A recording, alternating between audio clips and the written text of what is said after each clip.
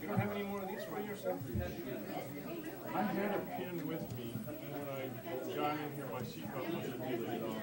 This is still here. My tools. Time.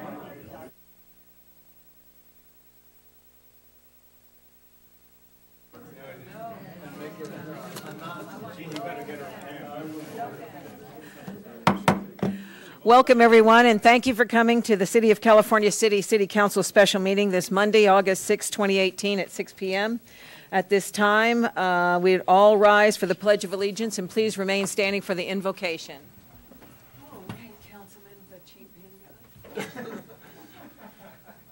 I pledge allegiance to the flag of the United States of America and to the republic for which it stands, one nation, under God, indivisible, with liberty and justice for all. We pray to Heavenly Father for being one nation under God. We pray for this moment that we have passed the tax. How we conceive. We pray to you that harmony with each other and our privilege for being here to support this great nation, this great city, and these great men, fire department, police department, and all those who serve here. We pray and thank you for those who serve as our council here. They have been faithful, they've been doing, they've got the job done. We pray this evening. We pray for our military men who serve around the world, those who fight the fire, the men who open their life, and those times who suffer. We pray tonight for them. But most of all, we pray for America. A great nation under the crisis. But God, you brought us before, you brought us through before. You're faithful. You're always there. You promise to never leave us or forsake us. One nation under God. And we the people, together we stand, divide the cause. We praise you and thank you in Jesus' name. Amen. Amen. Thank you very much. Madam Clerk, could you roll call us in, please? Councilmember McGuire? Here. Paris? Here. Stump? Here. Mayor Pro Tem Gomez? Here. Mayor Wood? Here. Looking for a motion to adopt the agenda. Make that motion.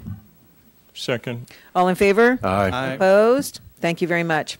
Moving on to continued business, CB1, setting the public parcel tax rate. City Manager Stockwell.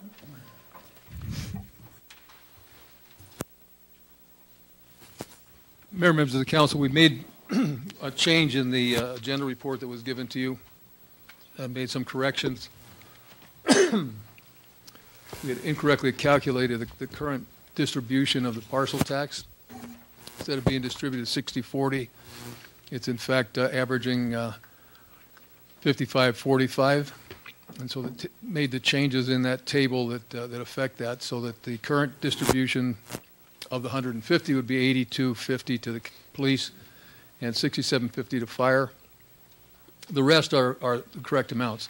Then when you take the 153 under the new ordinance and divide it 50-50 all the way through to the maximum 182.50, it tells you what the corresponding amounts would be allocated to each department. The chart that is up on the screen translates that to dollars based upon our traditional collection rate. We're averaging about 85% collection on 50,700 something parcels. And so when you apply these percentages to those rates, you see under the parcel tax at $150, that's the current distribution of Measure B. So the first distribution of the parcel tax under the new 50-50 formula, as you can see, 153, police and fire will get the equal amounts, and of course it corresponds as you go up to 182.50. Again, they both receive the same amount. The critical element here is that in applying the 50-50 distribution of the tax, we actually at $153 come up short on funding the police department at the current level. And we don't fund the police department at the current level until you reach, it's probably 168. We put on the chart that you have in front of you, the $170 would generate $85 each for the police and fire. That would mean that police department would be whole with a minor adjustment upwards, and fire department would be receiving $85 per parcel instead of the $65.50, $67.50, I'm sorry.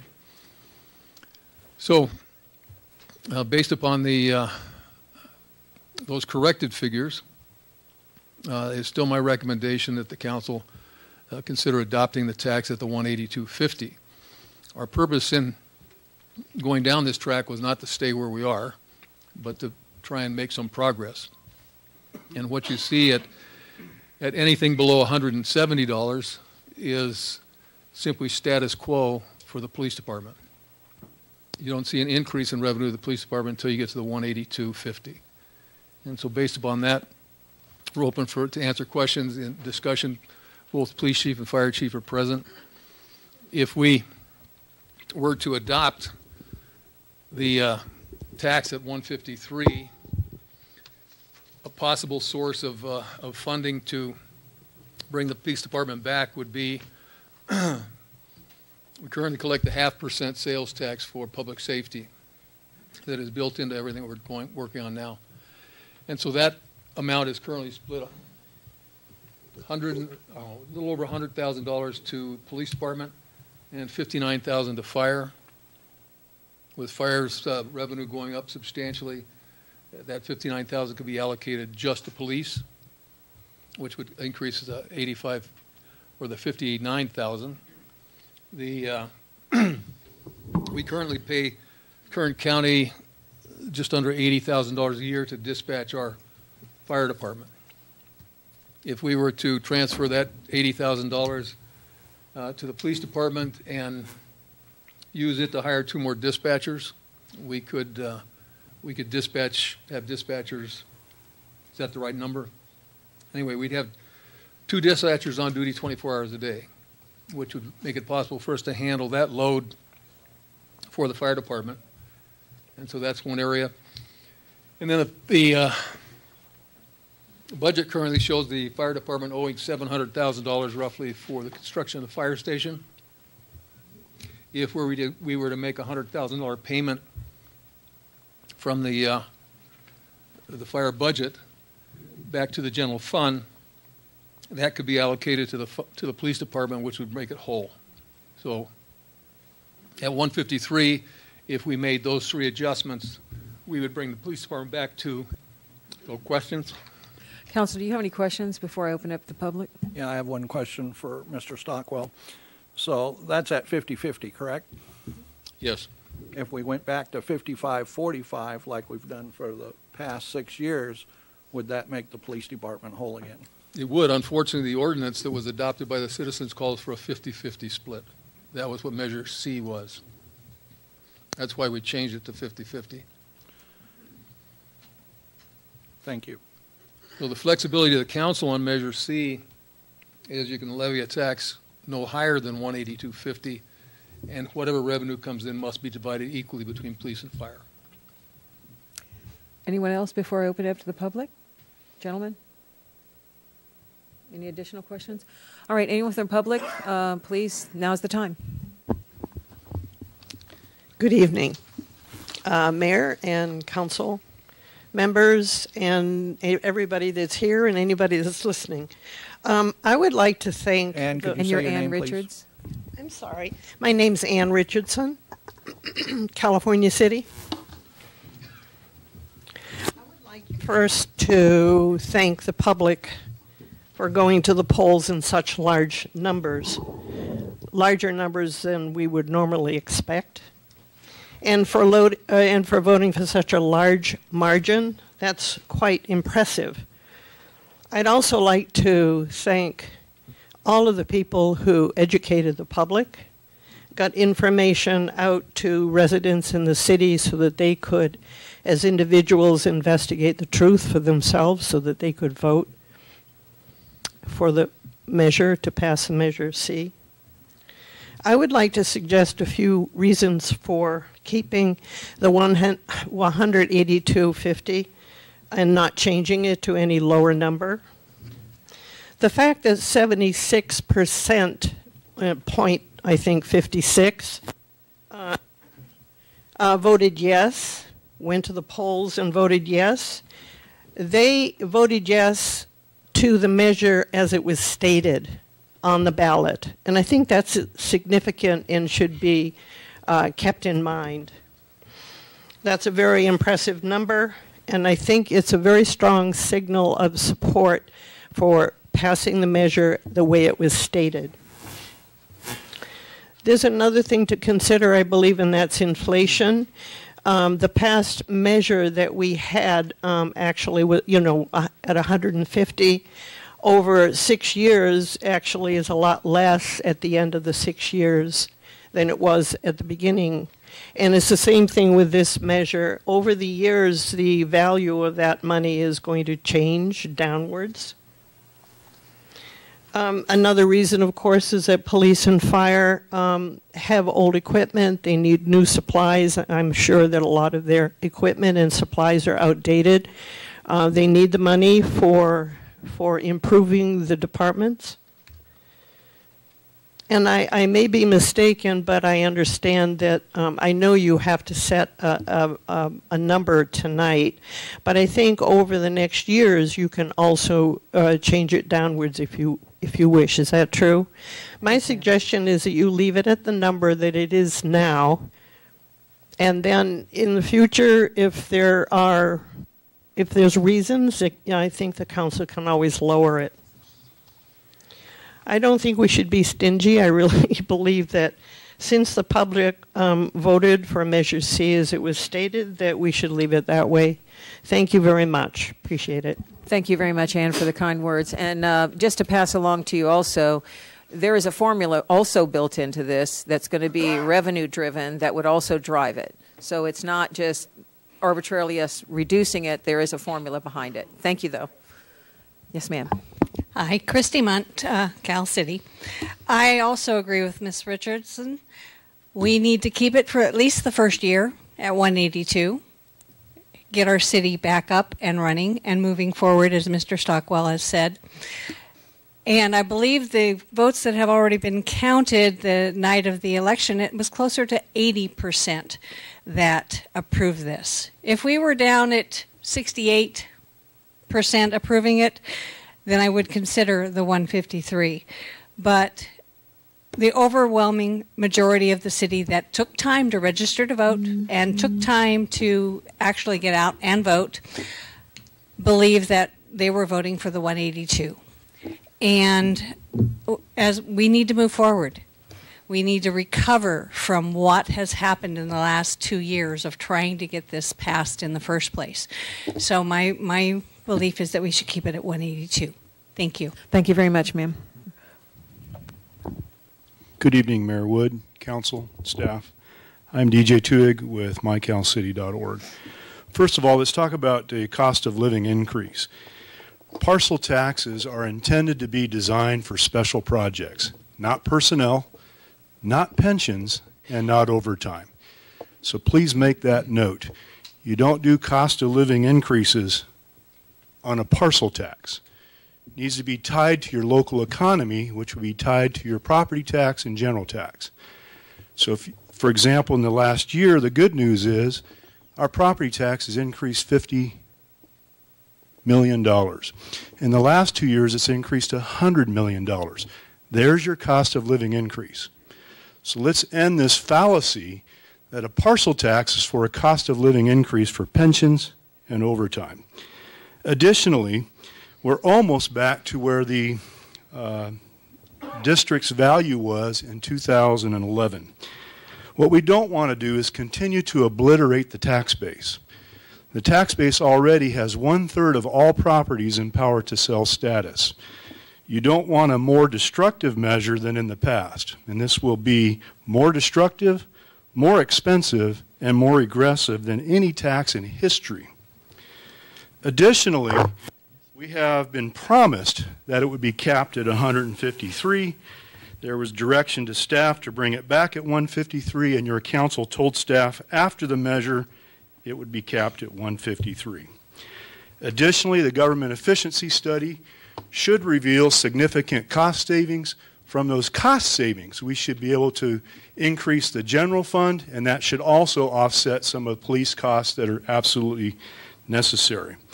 And so from savings, for example, the Parsac savings, there's $250,000 a year, and other overtime that we can save, over $1.2 million in overtime. Additionally, we're not building another firehouse. That's $2 million. There's a few million bucks right there. And so through the savings, we can fund the fire department. I'm glad to see the correction at the 4555. Let's make a note.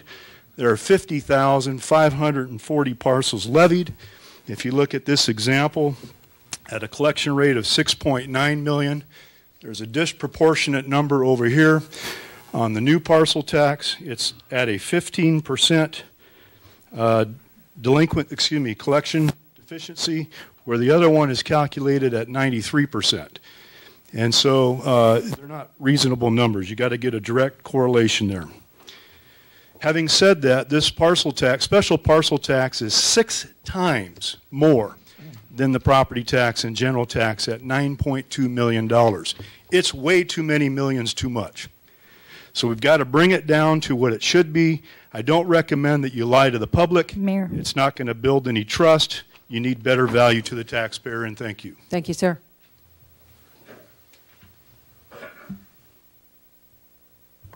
Good afternoon, Mayor and Council. My math is not great, but I don't know how 50,000 parcels, most of them drawing minimal taxes, equate to $100 million. It just doesn't make sense. The second thing is, I don't know, but I'd like to ask, can we take additional funds out of the general fund and supplement or add to the parcel tax for police and fire, or is it set where they're segregated and we cannot do that? I believe that when you set it for police and fire, you can't take from the general fund and add into that as well. I just don't know. It's a question. It's a good question. Yeah, we've been taking money out of the general fund and transferring it to the parcel tax fund for what? Long time. So no, there's nothing improper about doing that. The question is, I guess, do we really want to do that? Yes, ma'am. Karen Macedonio, California City. Mayor, council, staff, and public. The real question here is what's different now that we've passed Measure C as compared to the conversations that we had before the city had a chance to vote. If we look at the amount of effort that the citizens came together to invest into getting this passed, and we look at the overwhelming vote of almost 80% at the amount of 182.50, I really think to move us forward, we have to start at 182.50, recognize that is the vote of the people, that is what we asked for and all the effort that was put in. And yes, we had a conversation several months ago about what it was going to be, but we've learned a lot since then. So I ask you that you look at what we've learned and you look at what the people are saying and go from there. Thank you.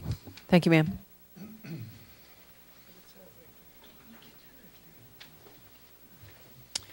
David Stafford, California City. It wasn't that long ago when we decided to have this. This council sat right up there. We decided then it was going to be 153. Everybody sitting up there more or less agreed to it. That's what we went out and sold the voters on. Not one or two, that's what we sold them on. That's what we was told and led to believe by this council. Anything other than the 153, I mean, you guys' words got to mean something. If it don't mean anything this time, it never will. Thank you, sir.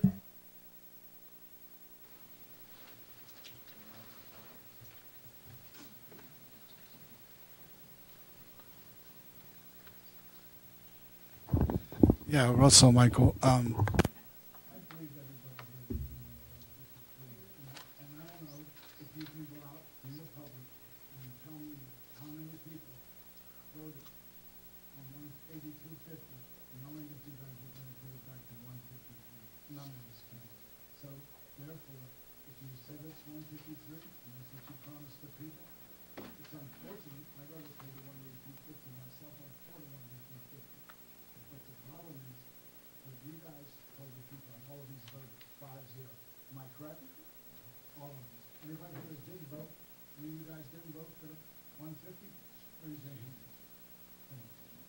I didn't vote for 150.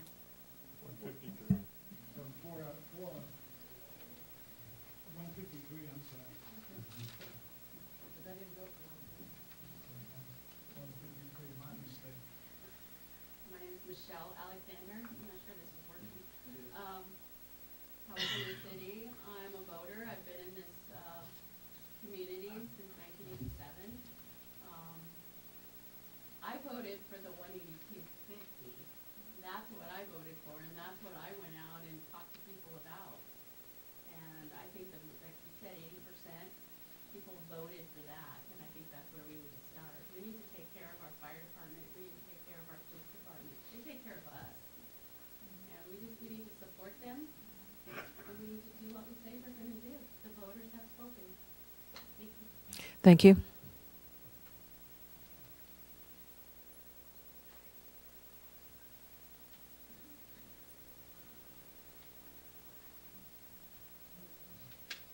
Good evening, Al Hudson. This consul said that they could not change the vote for the dollar amount on the ballot from the 182 to the 153 because that's the ballot language and that's what was filed with the county. This consul also said that after it was passed up, that it would reduce the amount from 182 to 153.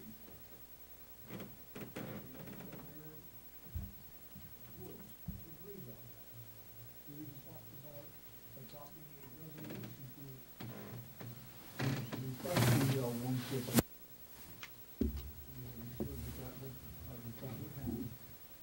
But obviously, there's a lack of trust. And Mr. Stockwell, shame on you. I believe that we were building a trust, and it's violated. Thank you. Thank you, sir. Look at the numbers. Al, can you speak into the mic? 2013 through... Al, speak into the mic, please. People can't hear you. Okay. Since 2013 through 2018... We changed that mic out. I'm sure we can. Right Yeah, he's talking. Okay.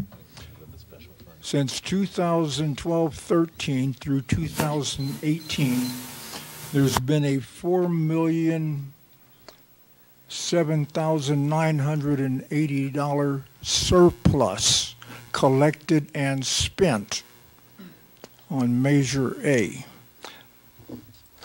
The voters voted a tax that totaled $33 million over those years. The actual dollar amount collected and spent was $37 million. There is and there has been a surplus. There is no 5-year plan. There is no budget analysis. There is no monthly, the last 2 months, there is no monthly financial statements. Why? It's obvious that that no one wants us to analyze the actual cost and the actual revenues. The June financial statement would show the past year's expenditures and revenues.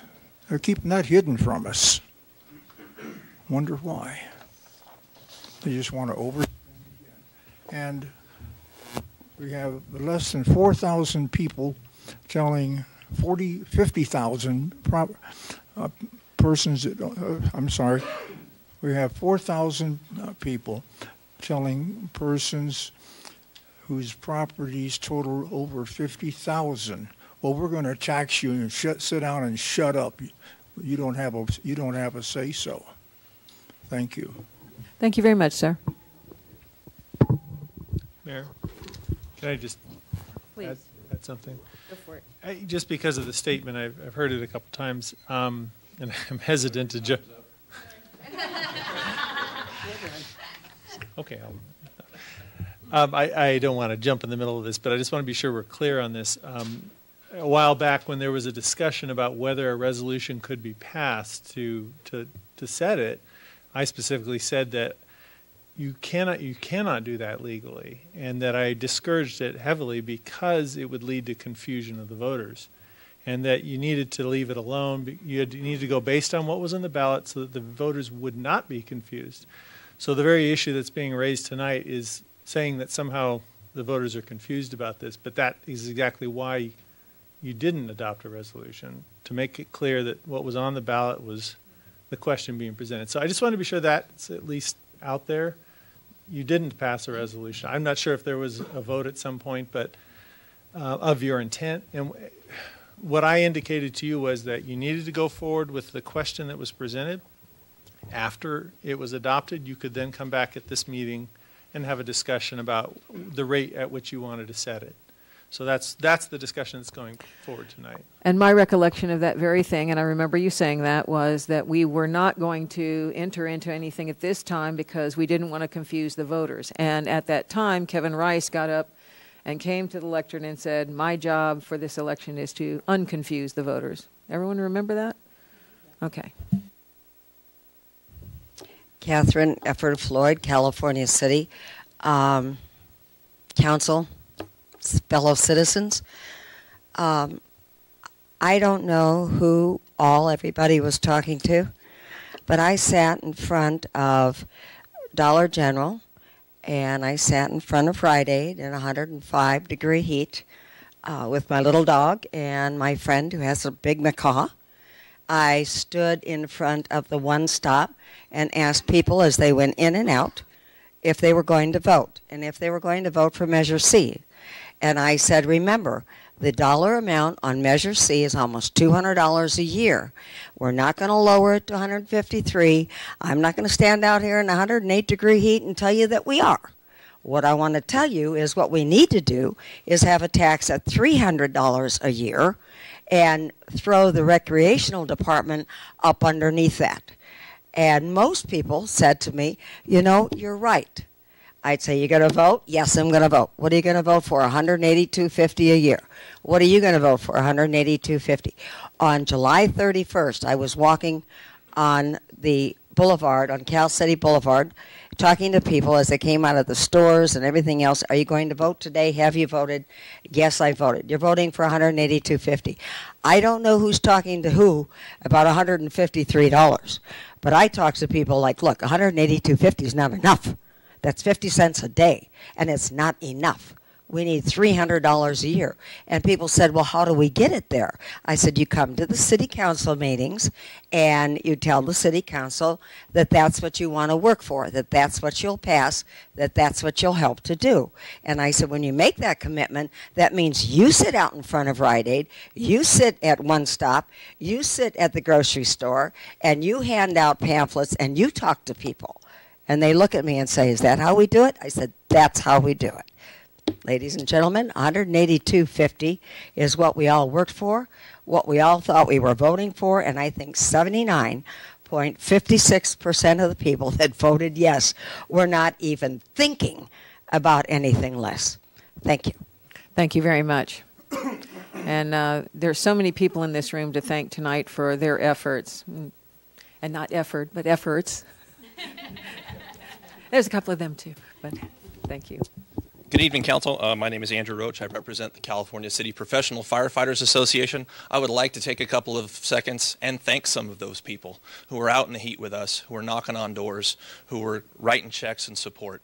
Kevin Rice, Kathy Effort, Jerry Heller, Michael Ellison. There's a lot of folks, Karen Macedonio. If you go on Cal City Safe, there are hundreds of people who have donated time, money, and effort to save this city. And as such, we had a landslide victory. And I do not understate landslide. It is nothing short of a mandate from the citizens of California City at an 80% vote. With that, I would like to address a couple of things that are concerning about the potential direction we are going in this evening. With respect to the fire department, and I'm going to speak only with respect to the fire department. For the last few years, and Mr. Stockwell can back this up, and I'm sure if we get finance, we can ask them, the fire department has had to dip into the general fund. I'll repeat that. We've had to dip into the general fund. We did purchase a new fire engine a few years ago. Unfortunately, that engine became a lemon. We need a new fire engine. The one we're currently in is 20 years old. It's been a chariot, been a workhorse. We need to address a new fire engine. We have $300,000 in SCBAs that are going to need to be replaced this year. At the end of this year, they will begin to be out of compliance with respect to OSHA, NIOSH, NFPA, etc. We have a loan from the fire department through the general fund of $600,000. That's going to come due. The city is going to expect the fire department to repay that. Our station generator can run a refrigerator and a pot of coffee and maybe a television and a light or two. It does not meet the needs of the current station. It was brought over from the old station. We need a new generator so that we can run our essential equipment at the fire station. We have a beautiful building. Anybody that's visited it can see it. It's fantastic, but it does have some shortcomings. We have no hose racks. Our shed, our workshop have no roof. They leak water. Literally no roof. It is plywood. We have to address the storage issues at the new fire station.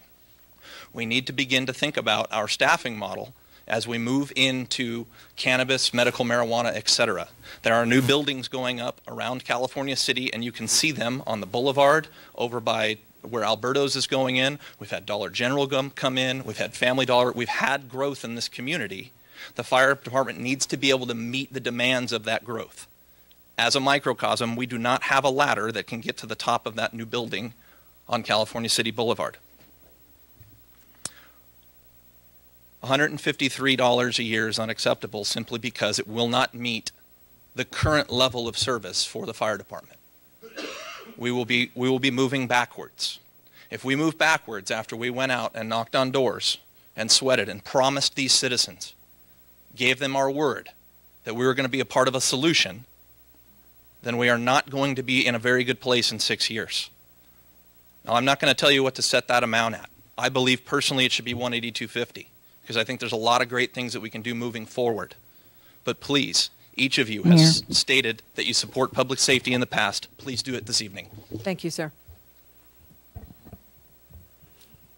More public input?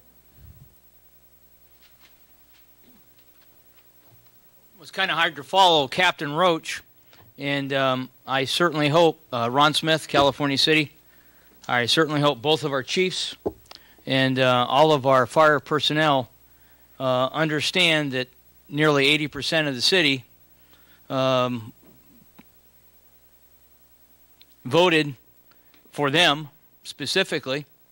I was there historically, was there when the Citizens Initiative was started by Mr. Rice.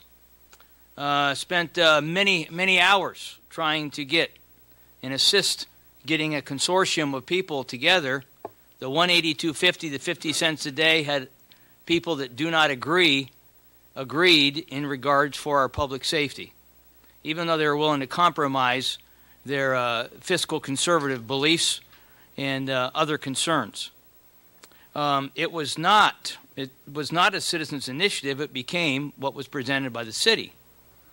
And the voters are confused because it wasn't from that initial citizens' initiative. It was from the city council that discussed the 153, the 50 cents, the 42 cents a day.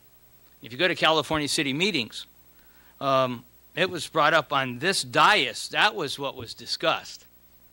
You folks are the one that brought that up. And the law of unintended consequences, we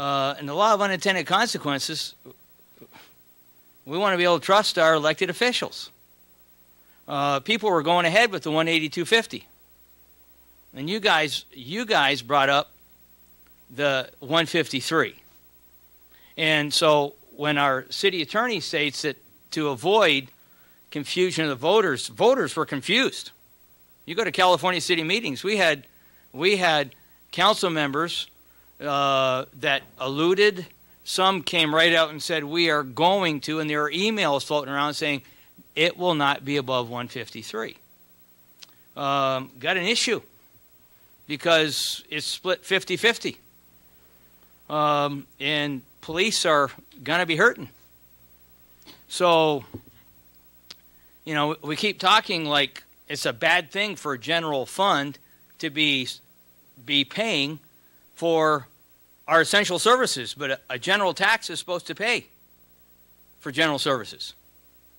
And this would be a good time for other departments to go and pare back a bit and give the police what they need. Fire has increased, but give police what they need and give it out of the general fund.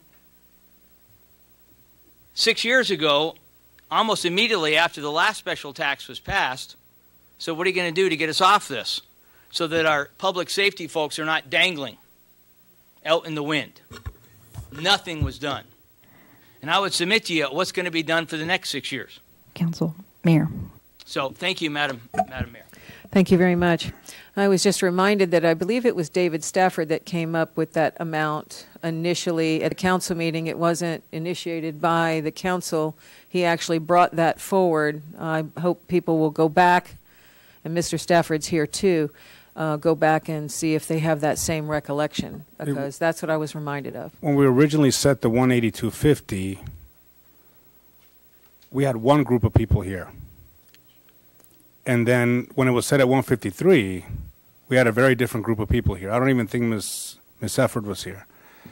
And I think maybe what happened, and we did vote for it, and then I came back the meeting after that and said that I was in favor of the 182.50 because that's, if we want to talk about promises, the original promise was 182.50. Because that's what Mr. Rice was coming to us on. I'm sorry. I think we need to discuss that later, but... Well, would you like to do this? I got it. Yes, ma'am. Dawn Richards, California City. We have several properties in California City. I'm paying my fair share, and so is the rest of my family. It's the cost of doing business. I have a junk lot out by Silver Saddle. I will forever have it, because if I ever move from here, I'm going to be able to say I own property in California, because I won't own my house or any of the other houses or any of the other property if I move. I just want to say that when we worked for the 182.50. When I spoke to all my neighbors up and down the street, we worked for the 182.50. And several seats are coming up for re-election, or people aren't going to run, or changing positions. And I think that's the council that should decide whether it's going to be lowered or not, where we're at financially. Our animal control, which is not my favorite department, and we all know this, is grossly underfunded for what we have in California City. Chief Hurtado said one of the meetings I was in, they dealt with 1,000 animals. And we know they're not putting them down at any rapid speed because they're trying to rescue them out and foster them out and whatever they can. That is a lot of animals. And I just want to say that that's one of the departments I would like to see get more funds, and the only way they're going to get that is if it's the 182.50. It's a huge problem in California City. I've lived here in town since 1982 as a married adult. And I have seen this just escalate and escalate and escalate. The number of unregistered dogs, dogs that aren't registered with the cities, dogs that are not chipped. Can you tell this is an issue with me? I mean, you know, I call the police department and they're there, Johnny on the spot, but the loose dogs are almost impossible to catch. You know, they have to be baited and whatever, or catch them, and then they come and pick them up if somebody's on duty. There's nobody on duty on the weekends. There's nobody on duty after this hour. There's nobody on duty if somebody's on vacation. It's grossly underfunded for animal control if you compare it to other departments in cities or other counties that would be, you know, if you took it down to our scale. And I would just like to remind you that the 182.50 is what we voted on. It was written in the ballot. People read the ballot, and that's what they voted on. Some people don't even read their ballot till they get in the little booth, and then they read it. And the other thing I'd like to say is I know that we all have electronics now, and a lot of you are sitting up there and watching people's comments, and I'm not sure that's really legal to have that going on. and they're not here in the meeting, and you're taking those comments as that's how we should vote. Because if it's really an issue for those people, unless they're disabled, they should be here and meet you face to face. Thank you. Thank you very much for that. Other comments? People would like to come forward? Yes, sir. Andrew Trophy, California City. I know that I voted for Measure C because it was better than the alternative, not because 185 was better than any other particular option I had. That being as it may, I wasn't here. This is actually my first city council meeting, so it's nice to be here. I didn't hear any of the discussion of why the change got, or the split got changed from 45-55 to 50-50. Since it got passed to 50-50, now this is a new reality there. My main question is, does the fire department have any plans for what could potentially appear to be like $1 million a year windfall?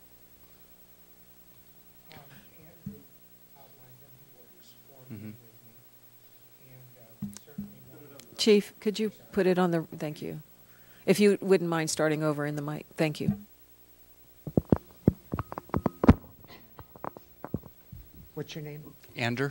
Andrew, Captain Roach, who works with me and for me, outlined a couple of the things, several of the main points, and that would I be. didn't catch that. I was glad to hear it. I think the main thing we're looking at is a sustainable, quality, expert, safe workforce in sufficient numbers to serve the escalating call volume that we have, both nature, type, and quantity. We're challenged to meet the needs right now. We have times when we have competing calls. Our nearest help is 14 minutes away. And put you on the service end, you know, you and your loved ones, we wouldn't want to wait that long for the firefighters to get there and render whatever sort of care we want. We have an engine that's about 25 years old at least. It's a workhorse, but it needs to be replaced. We have the generator that is supposed to power up the whole station, which functions also as an emergency operations center. We need to replace that. We have the breathing apparatus. We have training. We have a staffing model, a 3+2 staffing model where we would reduce a lot of wear and tear on the primary engine, making it last longer. We'd be able to get people to you to serve you more quickly. Yeah, and we would like to beef up the prevention side also so that we can eliminate fires, which won't happen. But if they do happen, we can keep them small. We can teach our kids to stop, drop, and roll in case something bad happened to them. Yeah, I got plans for that million times 10. Figured. Thank you, Mr. Goodall. Thank you very much, sir. More folks want to come up and comment? Talk with us? Hi, Tammy Johnson, California City. Good evening, everyone. I'm about to be unpopular again. I went out with Christy Munt and we put up signs in all the businesses. We spent 3 hours in the heat ourselves, pushing for Measure C, to pass Measure C, the importance of Measure C. And I told you, I've stated before, I would pay $300 as well for, you know, the safety of our citizens. I don't have a problem with that. My problem is that I was at the meeting where the 153 was discussed, and there was a promise made, and I remember it because you guys know I sit with Mr. Hudson, and Mr. Hudson came up here and he said if it was capped at 153, that he would vote for it. You asked him would he put it in writing. He said he'd put a sign in his yard. So I think I have to agree with Pastor Ron in this regard. That there is some confusion out there, and as I've stated before, I don't really play on Facebook very often, but I do read it. And there were plenty of people who truly believed that, okay, so it was too late to change the ballot language, but it would be capped at 153. That's not my personal view. I support the measure, and I support, my father's a retired firefighter, so of course I support public safety. But I do think there was some confusion, and I think there are probably going to be some upset people because they feel as if they were deceived. So I just wanted to make that statement. Thank you, Tammy. I appreciate that. But when the voters went in to cast their ballots, there wasn't anything on the ballot that said 182.50 and, oh, by the way, after we're done, we're going to definitely come back and say something different. That would have been very confusing to anybody. So what was on the ballot, and I understand the frustration, but at the same time, this is what was on the ballot.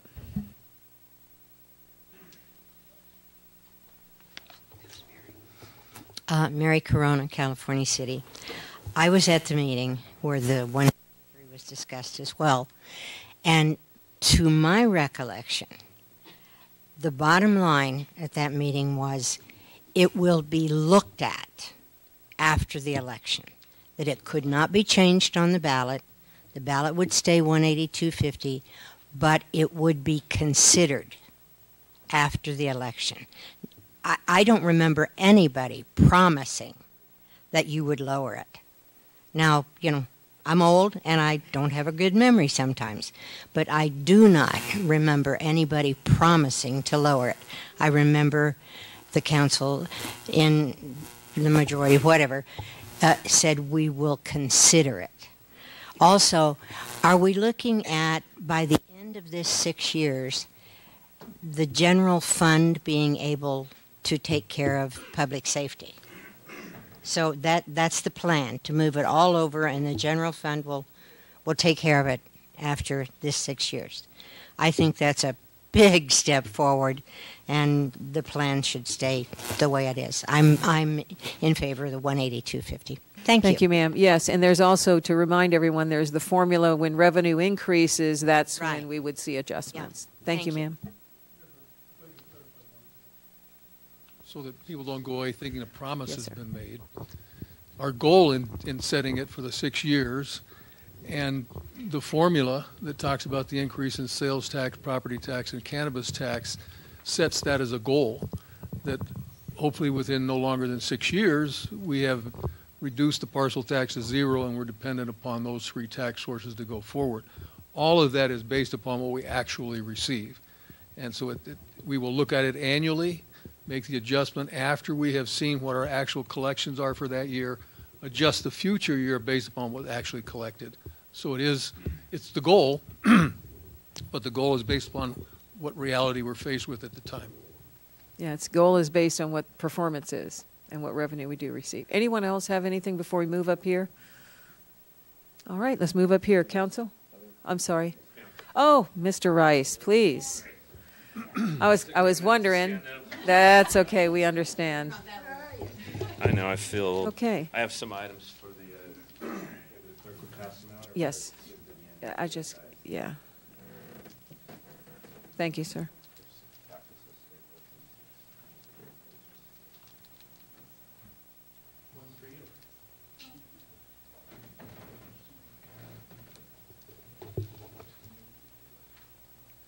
Since my clock's running, I guess I should start speaking. Again, Honorable Mayor and Council, my name is Kevin Rice. I guess I'm the veritable author of Measure C and the lead proponent and the creator of Cal City Safe. If anybody got one of these postcards, it's from me, not the city. What I'm handing you out is some emails I got, people that wanted their voice heard, that wanted it 50 cents.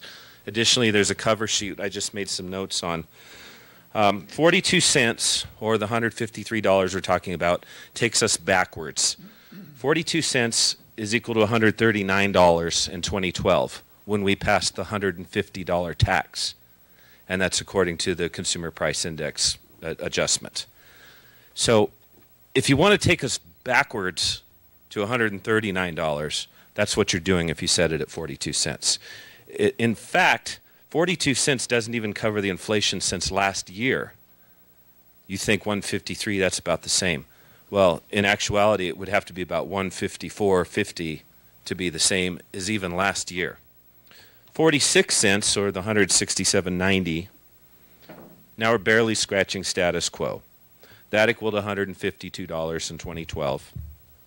But it ignores the doubling of call volumes of the fire department, and it ignores the direction, not the support of the voters, but the direction of the voters. 50 cents was on my postcards. It's printed on here. 50 cents was in the voter guides. 50 cents was even written in the very ballot question that people saw in the voting booth. If you believe that you made a promise some weeks ago to lower it, then you're admitting a violation of the Brown Act, because that item was not on the agenda. Now, I do believe, and I was here and I saw you inclined towards putting it on the agenda, but you agreed to defer till tonight. Now it's on the agenda. Now is when you said it. You couldn't make a promise, because if you did, you violated the Brown Act. As to windfall. A windfall is an apple or a fruit that's blown out of a tree. This is not a windfall. This is the direction of the voters of California City that say we want to carry our city forward and be better. We don't want to be status quo. We don't want to go backwards. We want to be better. We've directed this. And this isn't inconsistent with conservative anti-tax views. I pay $6 a day at work so that we can have TV and a newspaper. $6 a day. And we're asking for 50 cents, and we're quibbling over 8 cents. Now, as soon as we're done, I'm going to go outside and smoke a cigarette that's like a week's worth of 8 cents a day. Any reduction, especially 42 cents, is arbitrary and capricious, because you're not basing it on the numbers that you heard from Captain Roach. You're just going, let's make it about what it was. But about what it was Mayor. Ignores 10 years of inflation and doubling a call volume. Please keep it at 50 cents. Thank you very Thank you so much for this opportunity. And thank you for the data. Appreciate it. And thank you for your efforts. Quite frankly, we wouldn't be where we wouldn't be having this discussion if it weren't for you. Thank you is too small of a word. Thank you. Anyone else before we move it up here for council discussion? Anyone moving? No? I'm coming up here. Gentlemen, who would like to start? Councilman? Councilman? You're all pointing. Okay. All right. You want me to start? I'm happy to start. I voted for 182.50 on the ballot, just like everyone else. And, you know, I wasn't looking at this kind of breakdown that we had tonight when we went through this. And I have more than just I don't have hundreds and hundreds of parcels, but I have a few parcels. And so I calculated what 182.50 would mean to my budget, because currently, well, under the old one, I was paying $600 a year in special tax. So easy math to figure out. And then I looked at 182.50, and can we afford it, because my husband and I are retired and we're on a fixed income. We're not going to get COLAs. We're not going to get any of that. And so for now we can do that. But when I saw this tonight, or actually not tonight, but when we got the package, what concerned me was what $153 would do. $153, you know, based on the original numbers that were provided, because that's what we had at the time, I don't want to see police department go backwards. We already have a problem. Then so I slid up to the 160, and we're still not achieving anything. Then I slid up to the 170, and we're not achieving anything. And I slid up to 180. I said, oh, that's just parity. And we already know what parity is. We were already behind $16 and change, and you know, Councilman Stump even brought that out at a meeting. So that leads me to this point in time, after listening to the folks that are here in this room, nobody texting in votes, just people in this room that did express something. I only have 3 for 153, and I have 9 for 182.50, and that's just the body in this room. Nobody's texting me their vote. I got real cute pictures of my grandson on the beach today, but that's all I got. So I'm you know, compelled that the 182.50 is where we need to go if we want to improve the safety and the security of our citizens. We don't want to, that's just me, but I'm taking what I'm hearing from you here and then scanning through these to see what they're asking for, and they're asking for 50 cents a day. This is what we agreed to. So that's my thought. That's why I have these thoughts, and that's all I'll say for right now. Gentlemen, who is ready? First of all, I would like to thank everybody who helped Measure C pass and all the voters who voted on it and everything else. What it'll do for our city, if it stayed at the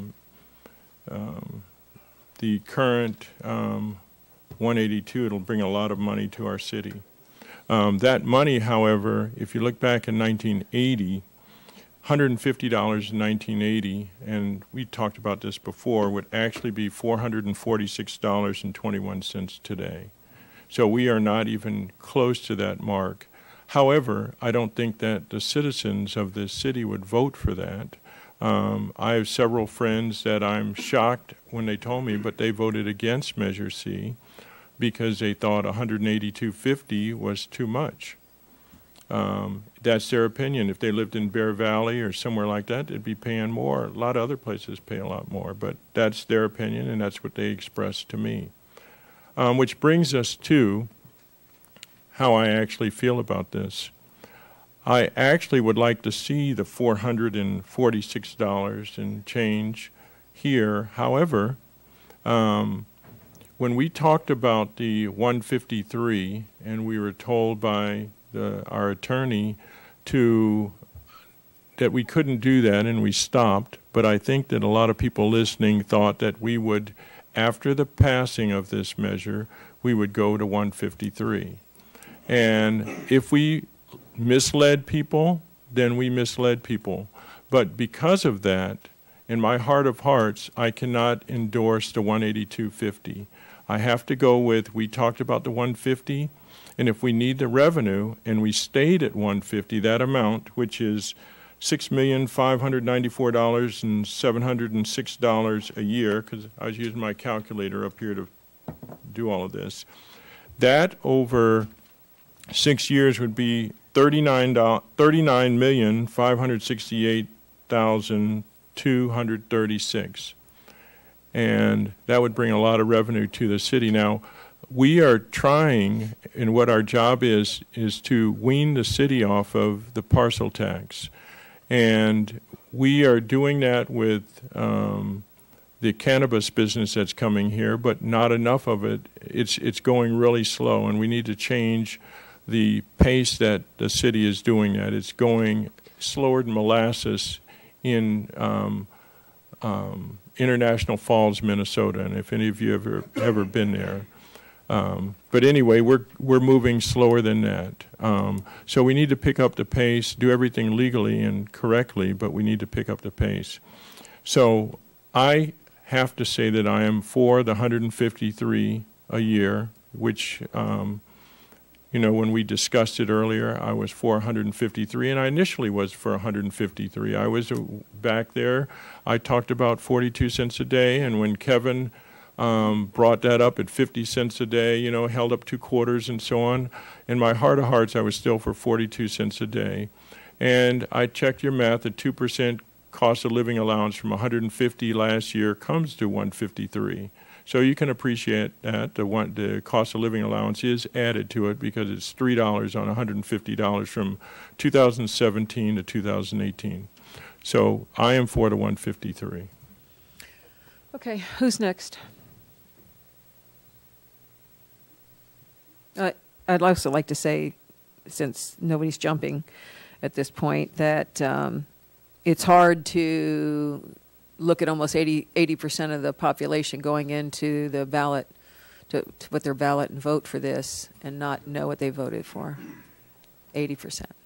And Mayor, what I say to that is some of my friends talked to me and they said, so you guys talked about this 153, so you are going to make sure that after the ballot you're going to put it at 153. And I said, yeah, we discussed that, and everybody on the council discussed that we would do that or think about doing that. And so I thought about doing that, and I think that people talk to me who work with me, because there's quite a few who live in Cal City that work at South Base, and they voted for it with the idea that we would be going to the 153 after it passed. Okay, so you're okay then with taking the department at 8250 on a parcel and taking money away from them at 153 and giving them now 7650 to do more for the city?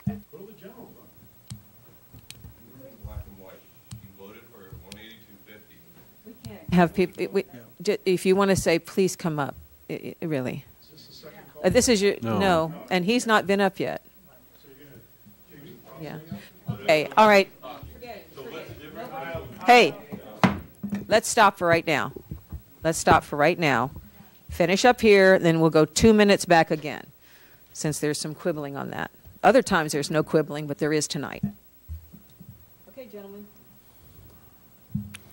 No one wants to say anything. Mr. McGuire, Go would ahead. you like to say something? Go ahead. You know, Mayor, we've heard the people. I have issues with people that refuse to pay their parcel tax. Get up here and tell the council how we should vote, when in fact they tell us, I'm not paying my special tax anyway, so it doesn't matter. So those voices, I don't feel that we should be heard. And you know, let's hear what the rest of them have to say. But some of these people that refuse to pay their special tax, I personally am going to ignore their statements. Thank you. Okay, sir, thank you. Do you want to go, or do you want? Maybe a month ago, I spoke to a gentleman who was involved with the EDC and said he was thinking about relocating to Texas. So he changed his mind because he found out that if you purchase a home that costs about $275,000, his property taxes were going to be $7,000 a year. I own some property in Tehachapi as well. If you just purchase a lot, just a regular lot with utilities, you're looking at $800 a year, property taxes. We can sit here and tell people we thank them for all their hard work, that we appreciate them being out there in 100-degree weather. But everyone I spoke to who was out there working, they told me they were promoting this for the 18250.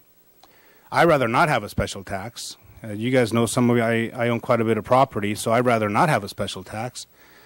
But the reality is that we sat here as a council and we set up a 18250. We did come back later. We had, like I said before, we had a different group of people with a different idea in their minds, and they came in and said they wanted 153. So I went along with that.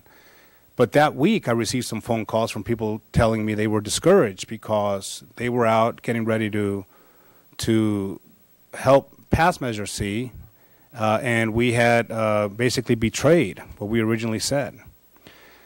So for me, I'd rather not have a special tax, but the agreement that we originally had with most of the people that I know were out there was the 18250. We can come back and change it. I'm going to stick with the original plan, and I know that momentarily I was at 153, but I was put back in my lane again by the good people who were out there working hard to get this passed. So I'm going to stick with a 18250. Thank you, sir. Did you have something? Yeah, when we talked about the 153 on the other meeting, and that came up, and when the thing came up, the discussion came up that a resolution is going to have to be done anyways, because we're going to have to direct the county on how to draw this money, how to collect it. And I sat up here and everybody was talking, yeah, the 153. And do I think the 182.50 should be more? Absolutely. Absolutely. But it comes down to, for me, an integrity issue. That's what it comes down for me, is an integrity issue. I was under the impression, I'm sitting up here, that I thought everybody agreed on the 153, and that there was going to be a resolution that we could not change the 182 on the ballot because it was already, the time had expired. It was set in stone. So it's now an integrity issue for me. And I'm not trying to make it about me. My city is hurting right now. And then I have to go, what is right for the city? And it's the 182.50 is the one right for the city. But then it comes around, I have been accused, all of us have been accused, that we have lied. We were corrupted. We've taken money. I'll let anybody see my bank account right now, and I'm going to tell you, you're in for a rude awakening. But there's a trust issue, 100% trust issue, which is sad, between everybody out here and us, who in the past have been out there, but happen to be up here now. I don't have the answer. All I know is my city's hurting, and I want the city better. But at what cost? What's the cost? Because it sure as hell ain't 182.50.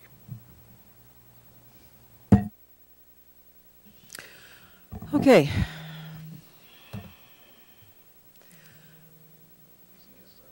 I don't know.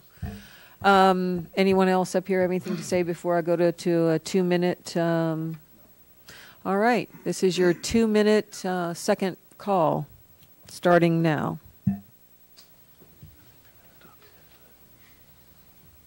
Form the line. Christy Mudd again. And I was at the meeting when the 153 was brought up, and nothing was promised at that meeting. It was said it would be brought back for consideration after the ballot hopefully passed. It has now passed with 80% of the people saying they were voting for 182.50. We need to keep it at 182.50. Thank you. Thank you, ma'am. Good evening. My name is Nicholas Cosmet. I'm a new resident for the past 2 years, first-time voter in this city. Before this vote, I didn't care. I didn't care about Measure A, Measure B, but knowing that our police force, our fire force, was not going to be there for my family, for my neighbors, for the schools, for the businesses in town, how can we live as a city and let that happen? What is the difference to the citizens of 8 cents a day? 8 cents. You probably can walk out this building and find that. So that 182.50, that not only will allow the police force to grow, to give us the policemen, the dispatchers, all the internal employees that we need to survive and run efficiently, the fire force to get us the equipment that we need for the hazmat, for the structure fires, for the grass fires that are going to come because we're in a drought. And keep that 182.50 for at least a year and then reevaluate the revenue that we have. That way we're not falling behind like we have been in the last 2 years. Falling behind, and now we're at this, where we're not going to have revenue for a whole year. We're going to be trying to get back to that point. So that 182.50 would let us grow, and even if, say we saw a few $1 million in revenue, bring it down $10, $15. That way we keep on building that revenue. And if we want our police force to be in upwards of 40 police officers, we need to have that 18250. Mayor. Thank you very much, sir. Appreciate your comments. David Stafford, California City. How much does our tax go up, property value? How much did they raise last year, sir? Do you have any idea? No. 50 million. There you go. That's what our property tax stuff is going up. The extra money that is needed to raise, to give the police and fire department what they need, it's here. This tax isn't just the sole money of the police and fire department. This isn't all they're going to get. If they need another $1 million, it's up to this council to figure out how they're going to get it. We've got a higher tax base. Everything's going up. So guess what? There's going to be more money there. I'll be damned if I'm going to sit back here and watch our police and fire go down because, oh, we don't have it. We didn't get it on the tax. That's not right. And every one of you, I think, knows that. A person is no better than the sum of his words. And if it goes south of that, I'm sorry. You have no confidence in them. I could say something, but I'll refrain. Yes, sir. Keith Middleton, California City. I did a little bit of math on Mr. Tuig, his comment.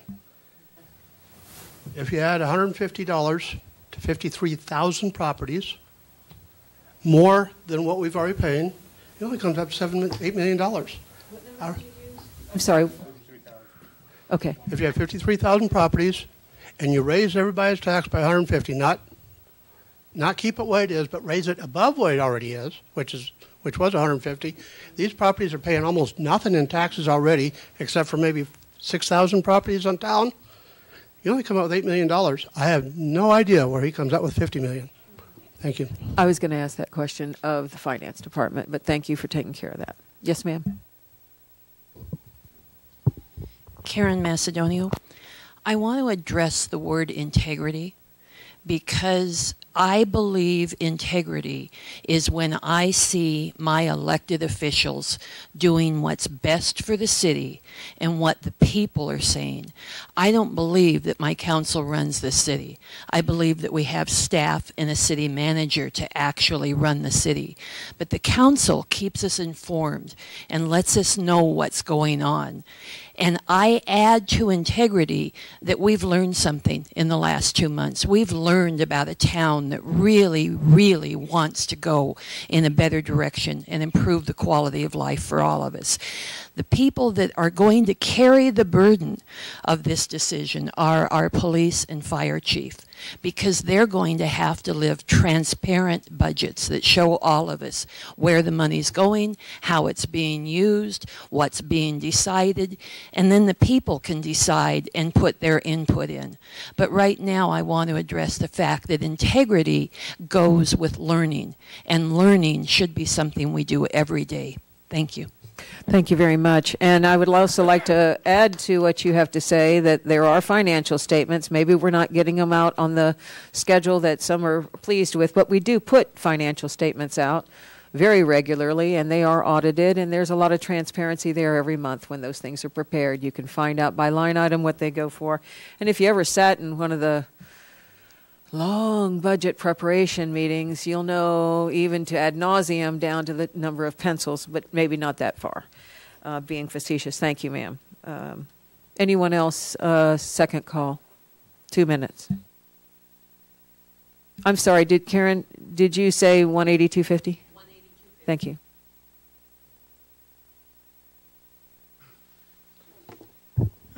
Good evening, Allison again.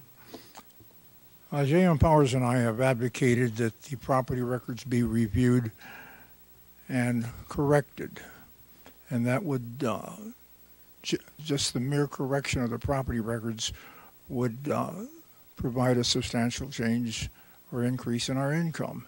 As an example of the incorrectness of the property records, Councilman Gomez, do you have a hotel over there where waste management is?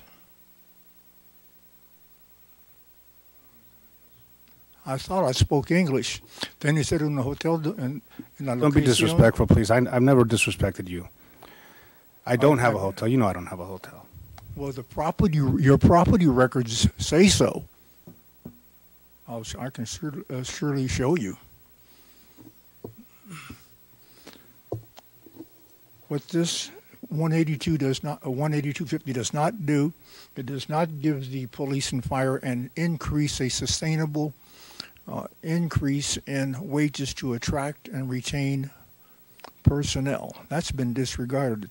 All we talked about is just spending more money, spending the money on what the heck ever. Then the property records need to be reviewed. We need an audit of the departments, and we need the 5-year budget that we've been asking for that has been ignored.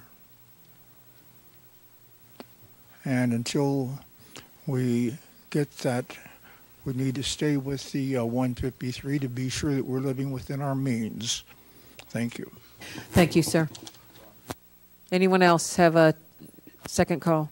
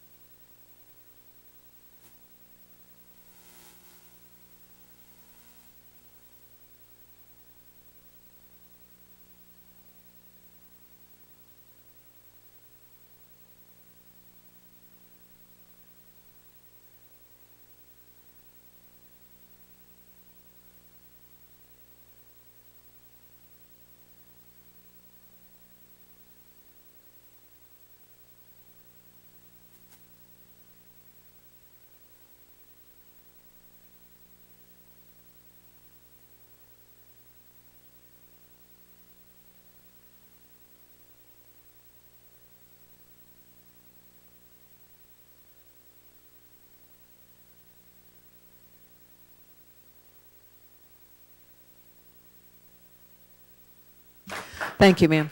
$182.50. That's what we voted for. Thank you. Thank you very much, ma'am. Madam Mayor, Council, Ron Smith. I think it's important that we all, I thought this was going to be kind of put behind us with the special tax passing, that we'll get back to being good neighbors, that people will wave at each other with all their fingers extended. I really, this needs. Can you check your mic? This. I can hear you. Oh. People at home said they couldn't hear. It's off now? There. Kevin telepathically, he went and cut it off on me when I came up here. So, but we need to realize we live in a small community, 14 miles from help from the next fire department, and we need to get along. A lot of discussion about personal integrity. I voted for each of you, and I expected personal integrity, and I expect personal integrity, and I expect that when you say something that I can go and take you at your word. When the Citizens Initiative was started by Mr. Rice, it was $182.50. It wasn't until this chambers that there was a 5-0 when it came to the matter of a resolution that had to be discarded about the 153. You folks created the confusion. There was no organized opposition to Measure C. People gave up personal integrity convictions about such things as voting for a tax for themselves because they love our police and our fire. I'm not going to talk about numbers on our police. I'm saddened to lose good firemen, to lose good police officers. If you want to spend some money, give them all raises. If anybody should get a raise in this town, it should be our public safety folks. Nobody claps at that one. But that should be the case. If you want us to trust you, you want us to trust you again, the law of unintended consequences. You better take us at your word. The 8 cents a day, general fund can kick in the basically 1.2 million, and other departments can go and take it easy on spending. Thank you, sir. Thank you, ma'am. Thank you. Mr. Smith, are you saying 153 then? What I'm saying is what you folks said. By the way, you gave Mr. Rice 16 seconds, okay? And you cut me off right at the very second. We're there. Yeah, we are, ma'am. Yeah, we are, because you're very careful about who you give more time to. But what I'm saying is you guys should be at your word.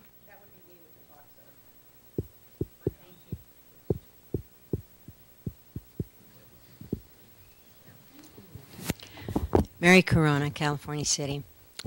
There's been a lot of talk about trust and integrity. And I, for one, have all the trust I can give to this council. And I believe completely this council has great integrity. You people have tried so hard in the last 4 years to move our city forward. Not kick the can down the road, not leave it for the next council. You've tried really hard to help this city grow and come into the 21st century. And I'm just a little pissed off that people are talking about your integrity and your trust. Thank you. Thank you, ma'am. All right, 2 minutes. Second call. Pop up again. I'm going to go 16 seconds short, so keep an eye on me, Denise. So just a couple of points I want to follow up. Honorable Councilmember Stump, my calculations are based on the Consumer Price Index. There's a little calculator on the Bureau of Labor Statistics website, and that more closely follows how the economy. So that's the discrepancy against your 2%. Honorable Councilmember McGuire, you need to follow your heart. But sometimes we make promises that were a mistake to make or we can't keep, and we have to go back and say we made a mistake. Maybe that's within the realm, maybe not.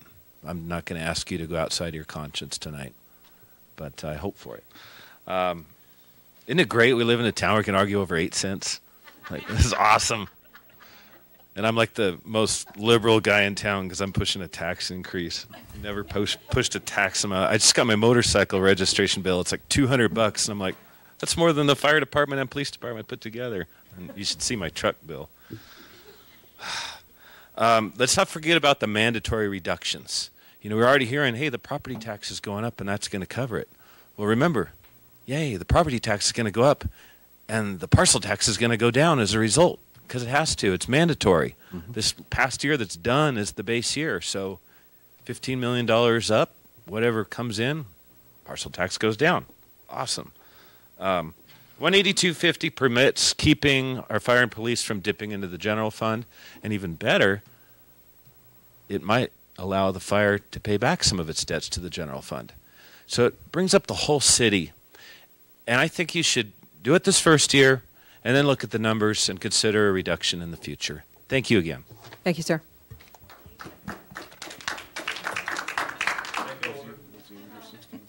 I'll use your time. Good evening again. With respect to the reduction plan and the benefits of the reduction plan, it is a smarter policy. Everybody agree? To get off the parcel tax. That's the whole idea. A smarter economic plan. Whether you like it or not, it's a smarter plan. We want to have smarter economic policies. An increase is not a smarter economic policy. It is a failed policy. Look around town. What has it done for us to reduce crime, to reduce poverty? It has not accomplished those goals. For every employee, we lose 100 property taxpayers a year. We've lost 1,000 in the last year. The tax base is too important for you to obliterate on two-quarter gimmick. Keep in mind, not a single soul here tonight used the word up to $182. You all said it was $182 on the ballot. But before the ballot, you told us repeatedly, it's up to We don't have to do that much. Trust is an issue. I trusted that you would look at smarter economic policies because Bob told me he was going to advocate for not the whole amount because we didn't need the money. Bob told me that. I pay more special parcel taxes than all you combined. So you should listen to me, and I pay more than he pays, and you listen to him. There are thousands of people that are losing their properties. You represent them. You do represent them. I suggest that you think about them as well, because we all love public safety, and we all want public safety to be sustainable. And the way that we sustain our public safety is by growing our general tax, so we don't have to do this again. Let's grow our general tax. Thank you. Thank you. And DJ, I haven't said anything to Councilman Paris, so please quit making accusations.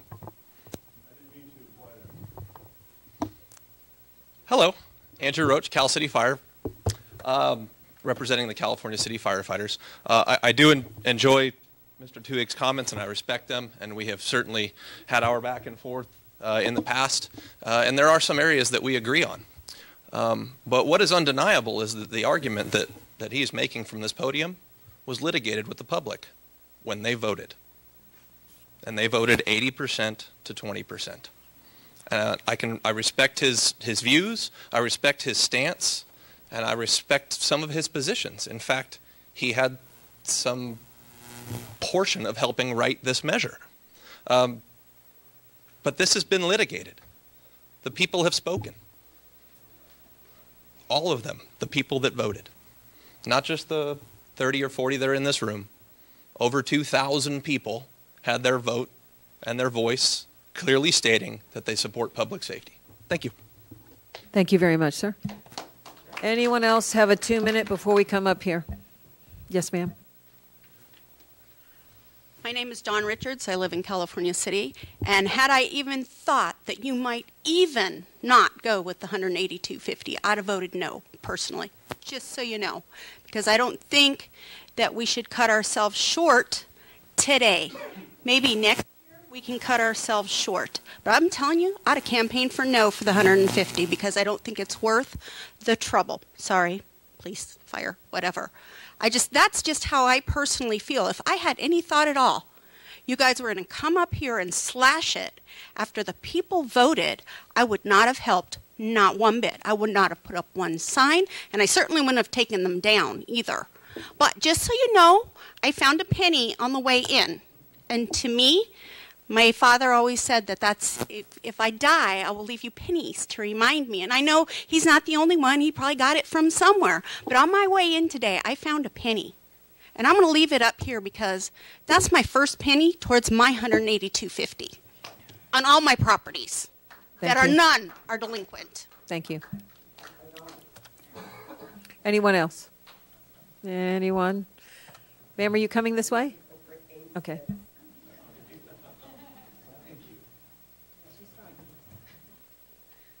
Hello, my name is Amanda Kirker, and this is my first city council meeting. I've been here for 2 years. I was not registered to vote before this came about.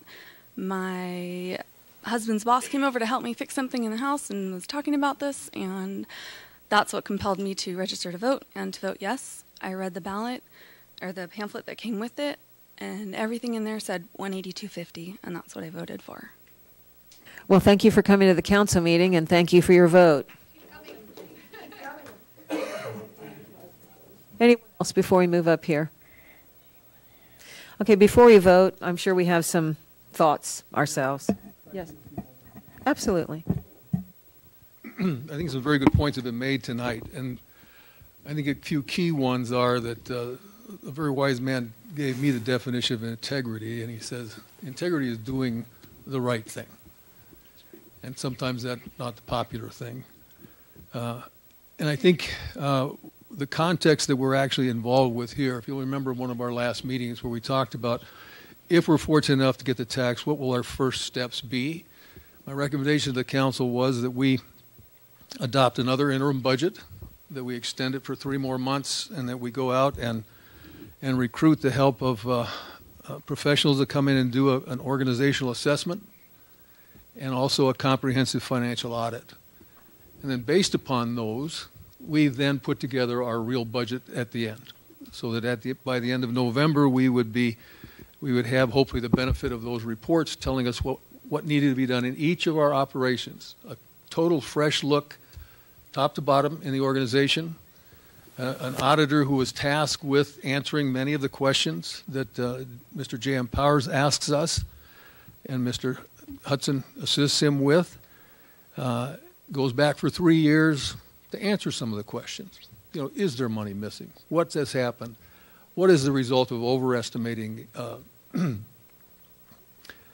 expenses and underestimating revenue? How does that solve? All of those kinds of questions. So we task someone specifically to do that, someone independent of the city in every way. And so the context that I think we're in is that once we have that in hand, we then can use the resources that the citizens have voted for to accomplish the things that will be identified in that process.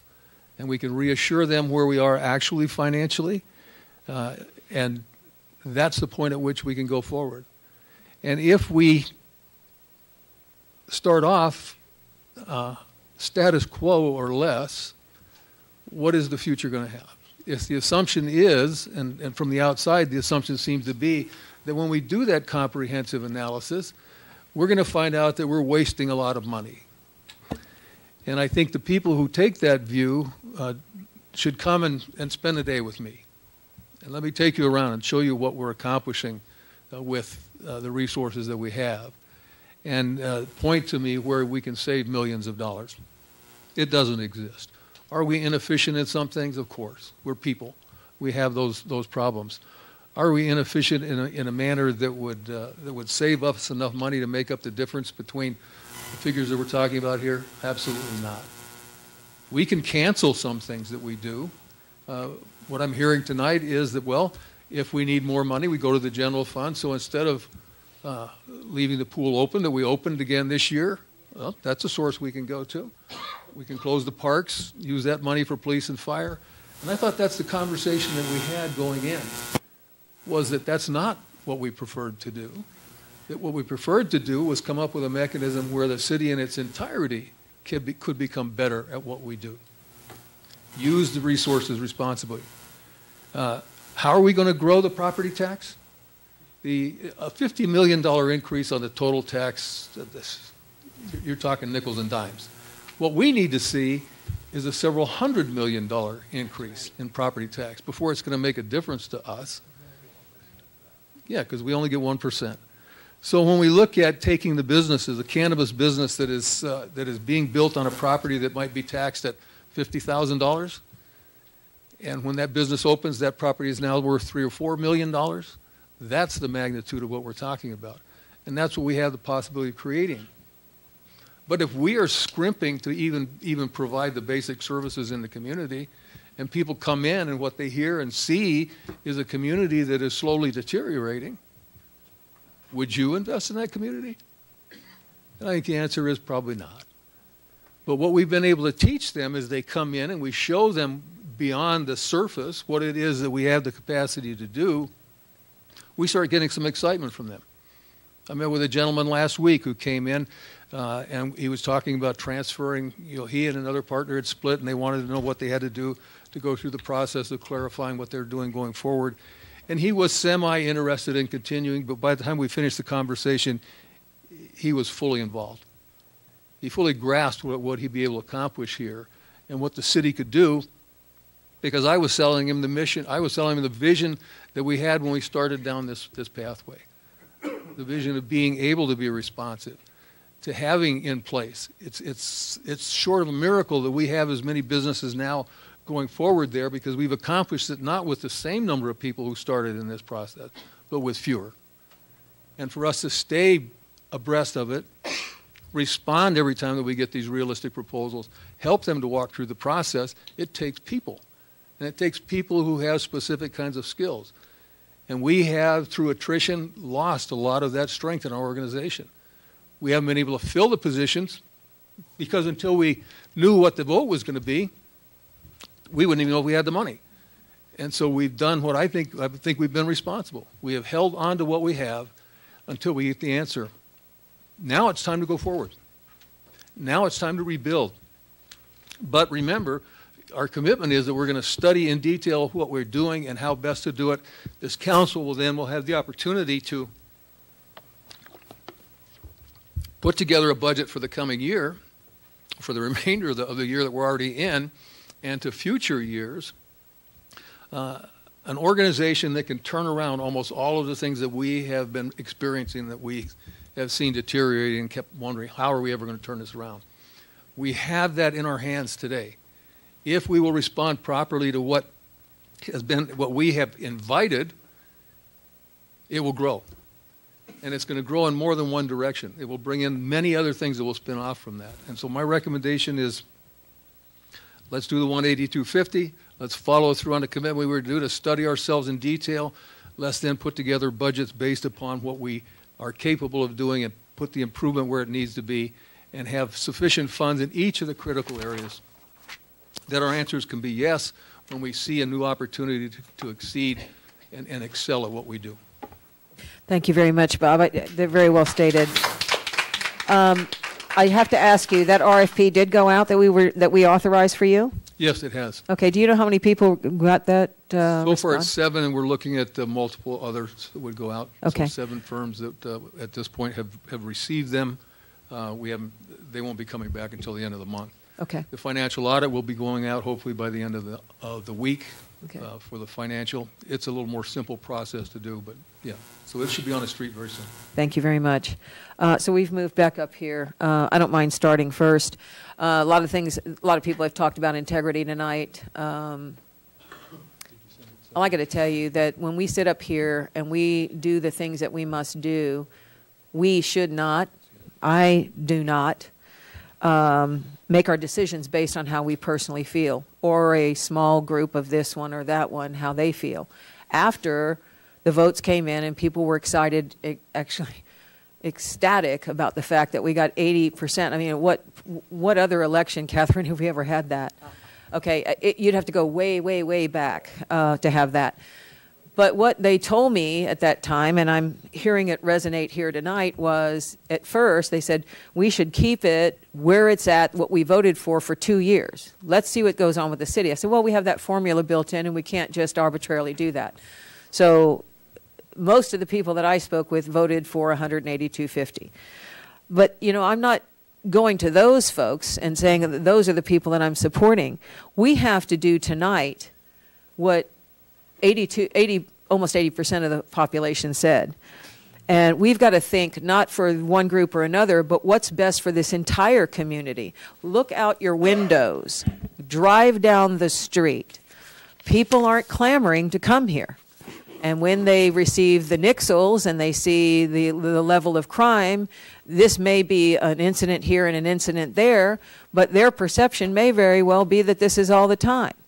And something that was very important that was brought up tonight was parity. How do you maintain police and fire? There is no way, if we went back to $153, that we would be able to provide pay parity or any kind of financial security for anyone coming to work here in our city.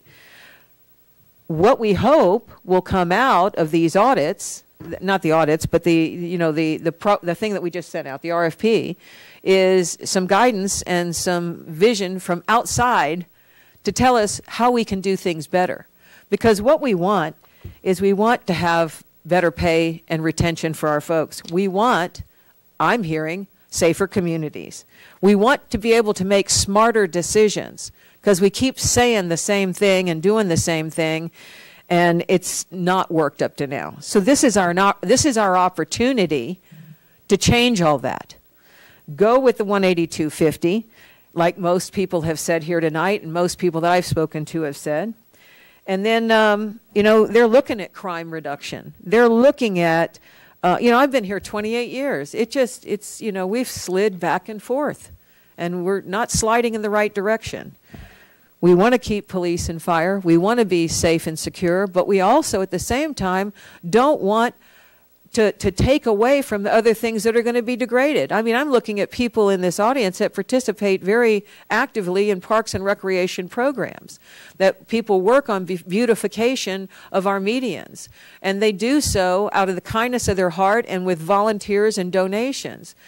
Why would they want to continue doing that if we're not willing to make the commitment to our community as a whole? Because when we're supporting police and fire, we're supporting our entire community. You said one time, Mr. Tuhig, all boats rise with the tide. Now, maybe you didn't have that. I mean, I know a very famous president said that, but you did remind us of that, and that's the truth. When we bolster up police and fire with the 18250, excuse me just a moment, like the Marco Rubio moment, yeah, except I'm not running for diddly squat. Oh, thank you, because I didn't. Anyway, so getting back to that, when we bolster up and we pay for our police and fire the way it should be, and we pray that, and we can work harder to bring the revenue in that will reduce these taxes. I mean, Bob and I talked last Wednesday. Both of us would love to see this go away in 3 years, but in order to do that, we have a lot of things to do. And we're not going to do it at $153. We're not going to do it at $160, because if you look at these numbers, for those that don't know, let me repeat them.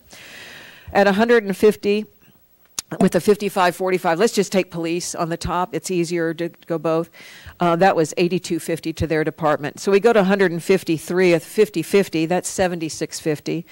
If we went to 160, that's $80.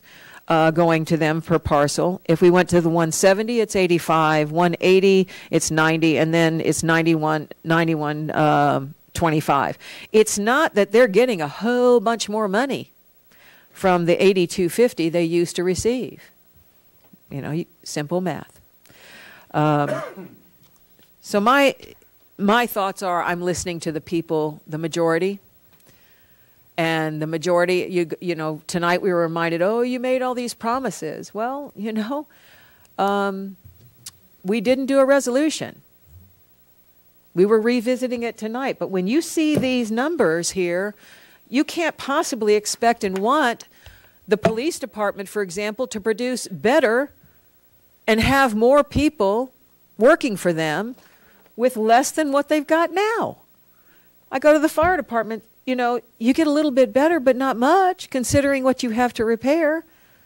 So I think that, you know, what I've heard tonight, let's go with 182.50, go for 1 year, see what our revenues are, and apply what we told the taxpayers we would do. If revenue starts coming in like gangbusters and the property taxes keep going up like gangbusters, then we'll be able to reduce these taxes. I can go on to someone else. Thank you. Thank you, Mayor. I appreciate what you said. And I rarely agree with you at times, but I like what you just said. You know, we, all of us up here, 4-1 voted 153.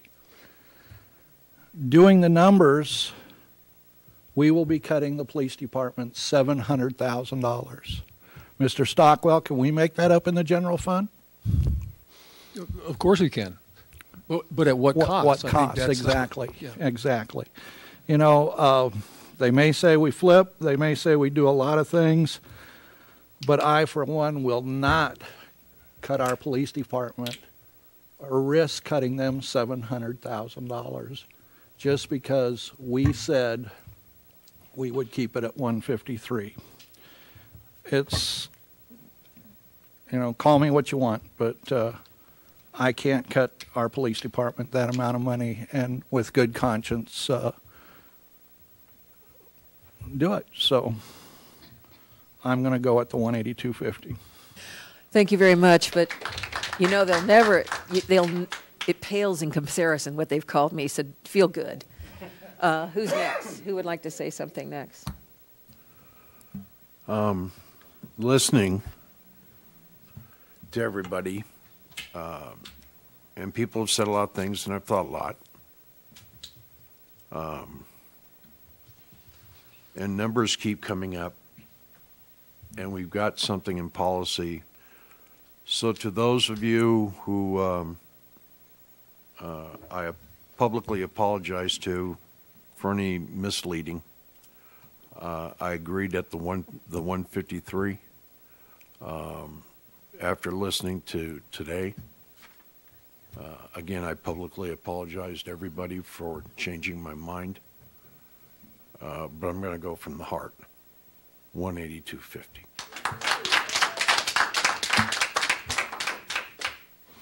There are a lot of things said here tonight, and as Kevin talked about, it's an 8-cent difference, but 8 cents a day, but it's still something that we talked about. One thing I have pushed, before I got on council, I even pushed for a 5-year budget, which we have never had here. That's one thing we need to look at. Also, tonight was talked about getting a financial audit. Well, we have auditors who came in here and they evaluated us. So maybe we're just wasting money having them here by calling another company in to do an audit, but we already have done that. What we need to do is give a zero-based budget, which I've been harping on for a long time. And if we do that properly and manage our money properly that way, we can come up with a budget that can take advantage, and maybe we don't need 182.50 and we could go with the 183. But if we do zero-based budgeting and we do a 5-year plan, because all budgets, if you talk to any accountants, CPAs, they're going to tell you that you do a 5-year plan, and we don't have that. We've never had that for this city, not that I've seen. So if we do those things, we can give a realistic budget and see how much we really need. I talked to a lot of people, and they voted for the 182 because they thought that after the election, after the vote, that we would put it at 153. That's what they thought. So I hear what everybody's saying, but I guess I'll be the odd man out, but I am going with the 153.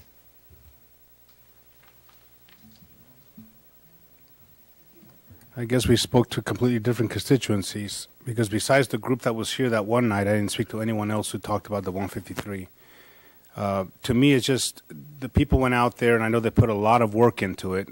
And again, if we're genuinely thanking these people, then we support what they did and what they promoted. Okay, I'm looking for a motion, Council, on what we're going to set the 2018-2019 parcel rate at.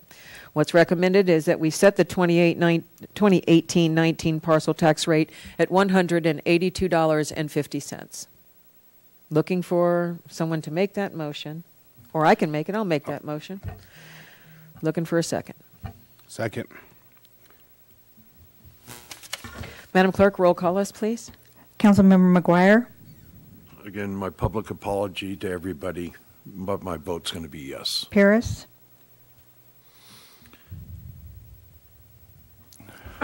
Bless you.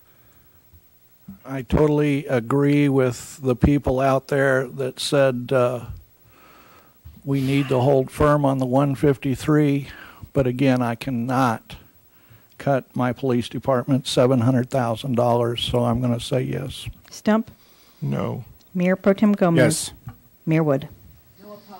Sorry, no apologies. Absolutely yes. 182.50 for 1 year. Thank you for all your hard work. All right. New business 1, golf course lease, Tierra del Sol TDS golf course. Does anyone need a break before we go into this one? Does anyone need a break up here? You're good. All right, we're soldiering through.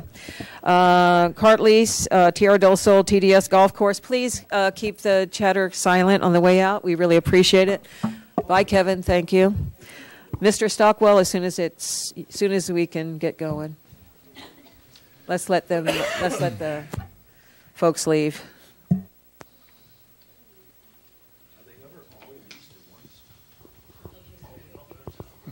Okay. Need to make a correction on the midway through the paragraph that says we have inspected the Kratz. Should say carts. Sorry. Yeah. I figured it was. We have, in taking over the Tierra del Sol golf course, the carts that were there were under lease. They were acquired last August, so they're just a year old.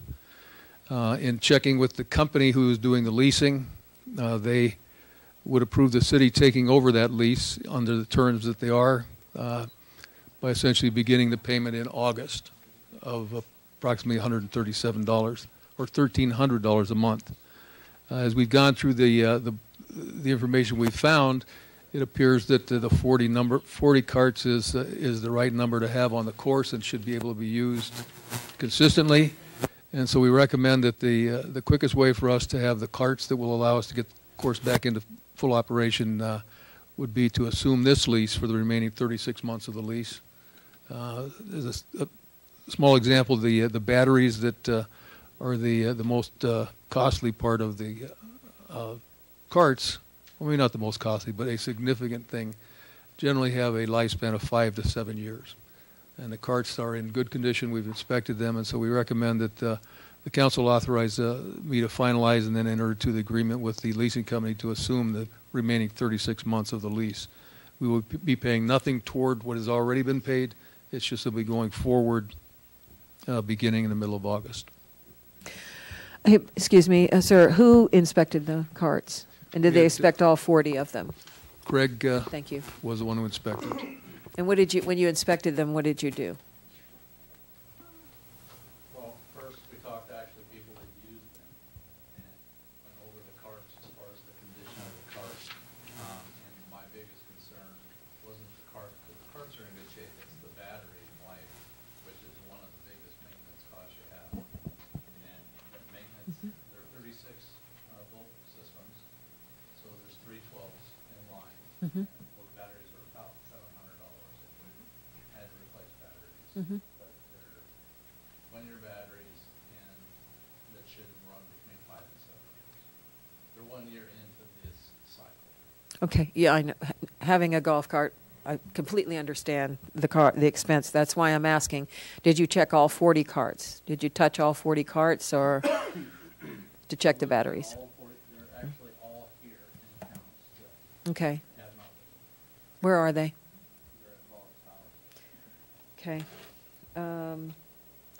Bob, did you check to see what the warranty was and what the warranties issues were that we talked about? I wasn't able to get that information today, but whatever the warranty is should carry forward. So Okay. Do we have an idea what those warranties were?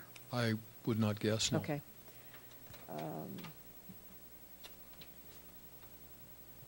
I do have to tell you that I have heard from people over the weekend that were concerned about releasing the 40 carts for a number of reasons. But some have even suggested that we go with half, like maybe not even half, but about 25 carts that we could get at a better rate until the course was in better condition to draw more people and events. I need to put that out there because that is stuff that people have talked about. I won't go into the other negative things I heard because we've had enough of that in our community. So, anyone else have any questions? Yes, ma'am. Mr. Stockwell, can you tell us who we'd be financing them through? It's a finance company. It's PNC. PNC Equipment Finance? Yes. Is that correct? Yeah. And it appears that there's only $49,428 left on the lease, is what you're telling us? I think the payment fluctuates a little bit between winter and summer, but it's not significant, but that's roughly the amount that would remain. I received information today that the payment fluctuation May, June, July, and August is set at the $1,300, but that the remaining months were at $4,392, which would bring it up substantially. So before we go into this, I think we need to research just a little more, or take a look at the information that I've received before we because that would set the lease, or the actual amount due is $123,328 for the remainder of the lease. And if that's the case, we need to really look at it and double check. with the finance company and make sure we're at the 49,000 level. Did I understand you correctly? And let me make sure. Right now we have 1373. Did you say that during other months it would be 1392? No. What? The actual that I received for 4 months, it's at $1,280, and for 8 months, it's at $4,300. It looks like $392. So 8 months. So it would be at 24 months, $4,392. So I just want to make sure that we are correct before we go into this and find out that there's a lot more owed than what we think. Okay, or so our payments would be a lot higher. Okay, I get you. But we're assuming the lease as it is today. So did you receive maybe their amortization schedule, or, I mean, not the schedule, but the payment schedule? Wrong use of words. I received their payment schedule. Okay. All right. If I had that knowledge, I certainly wouldn't have made the representation. No, I understand. My conversation I just received this. Where did you get your, oh, sorry. I'm not at liberty to say. No, I'm not asking you. I'm asking him. Where did he get his number? Yeah, what I've been talking to is the finance company, and they did not share those types of numbers with me at all. And so obviously we need to step back and find out what, if there's something else besides what the lady of the finance company shared with me. Yeah. I have no because if it's in that problem showing this to magnitude, you, then that's a little different equation than we're talking about. So, Big number. Yeah, they could approve it for 4 months. at the and if it is higher than what's that proposing. Christian, we can't hear you. he's suggesting that we could maybe come up with a conditional approval to move forward, and I'm trying to think how we. Well, I think conditionally, we'd have to know what we're actually paying. Yeah. Right. Yeah, I was just saying if there was a need to or desire to move forward, that you could approve it conditioned on the fact that it's the $1,300 a month, and if it's any more, then he would come back. I understand that. We can't. I have some questions. Craig, you inspected the carts. Are they Club Car? Are they E-Z-Go? Are they Yamaha? What brand are they? They're E-Z-Go. They're E-Z-Go? Okay. E-Z-Go is one of the better brands. But there are a lot of things that go wrong with golf carts. Yes, ma'am. So one of the things is the batteries break down a lot and lose charge. And I don't know if you've inspected that, but we need to make sure if we're going to be paying for that, is the company going to pay for that, or are we going to pay for that? No, usually when you lease carts, and I have leased carts before, you lease them based on usually the battery life and how much time has been on the battery. Understand. So if it's 1-year-old batteries or 2-year-old batteries, your lease is based on that, knowing that at some point when you turn them in, they're going to be replacing all the batteries. I did not talk with the finance company, so I'm not sure.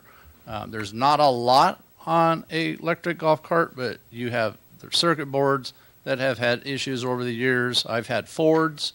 They were a big problem with the circuit boards.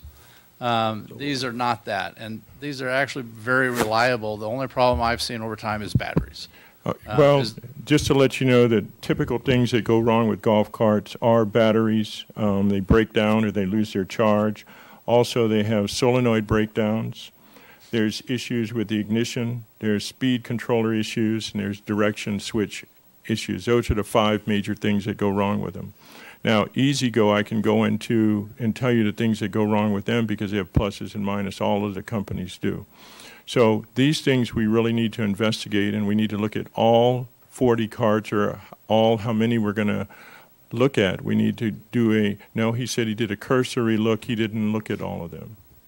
So if you want me to look at them and imagine what is going to fail on there, I can't do that. I don't know anybody that can. If they work, when we receive them, they work. If they quit 6 months from now, I don't have a crystal ball that's going to tell I understand, but I don't want another KME incident with golf carts.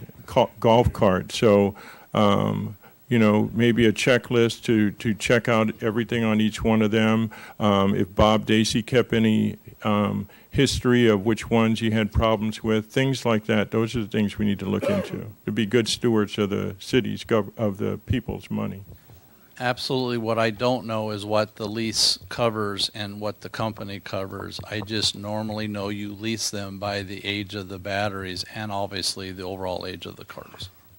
Well, I think one of the things, if we know what the original equipment was, and we can be assured that the original equipment is in there, I think a lot of them come with Trojan batteries. If they all contain Trojan batteries, then they have a light. Look, I can guarantee you, we don't change our batteries every year in a golf cart. I don't care how hard we run it.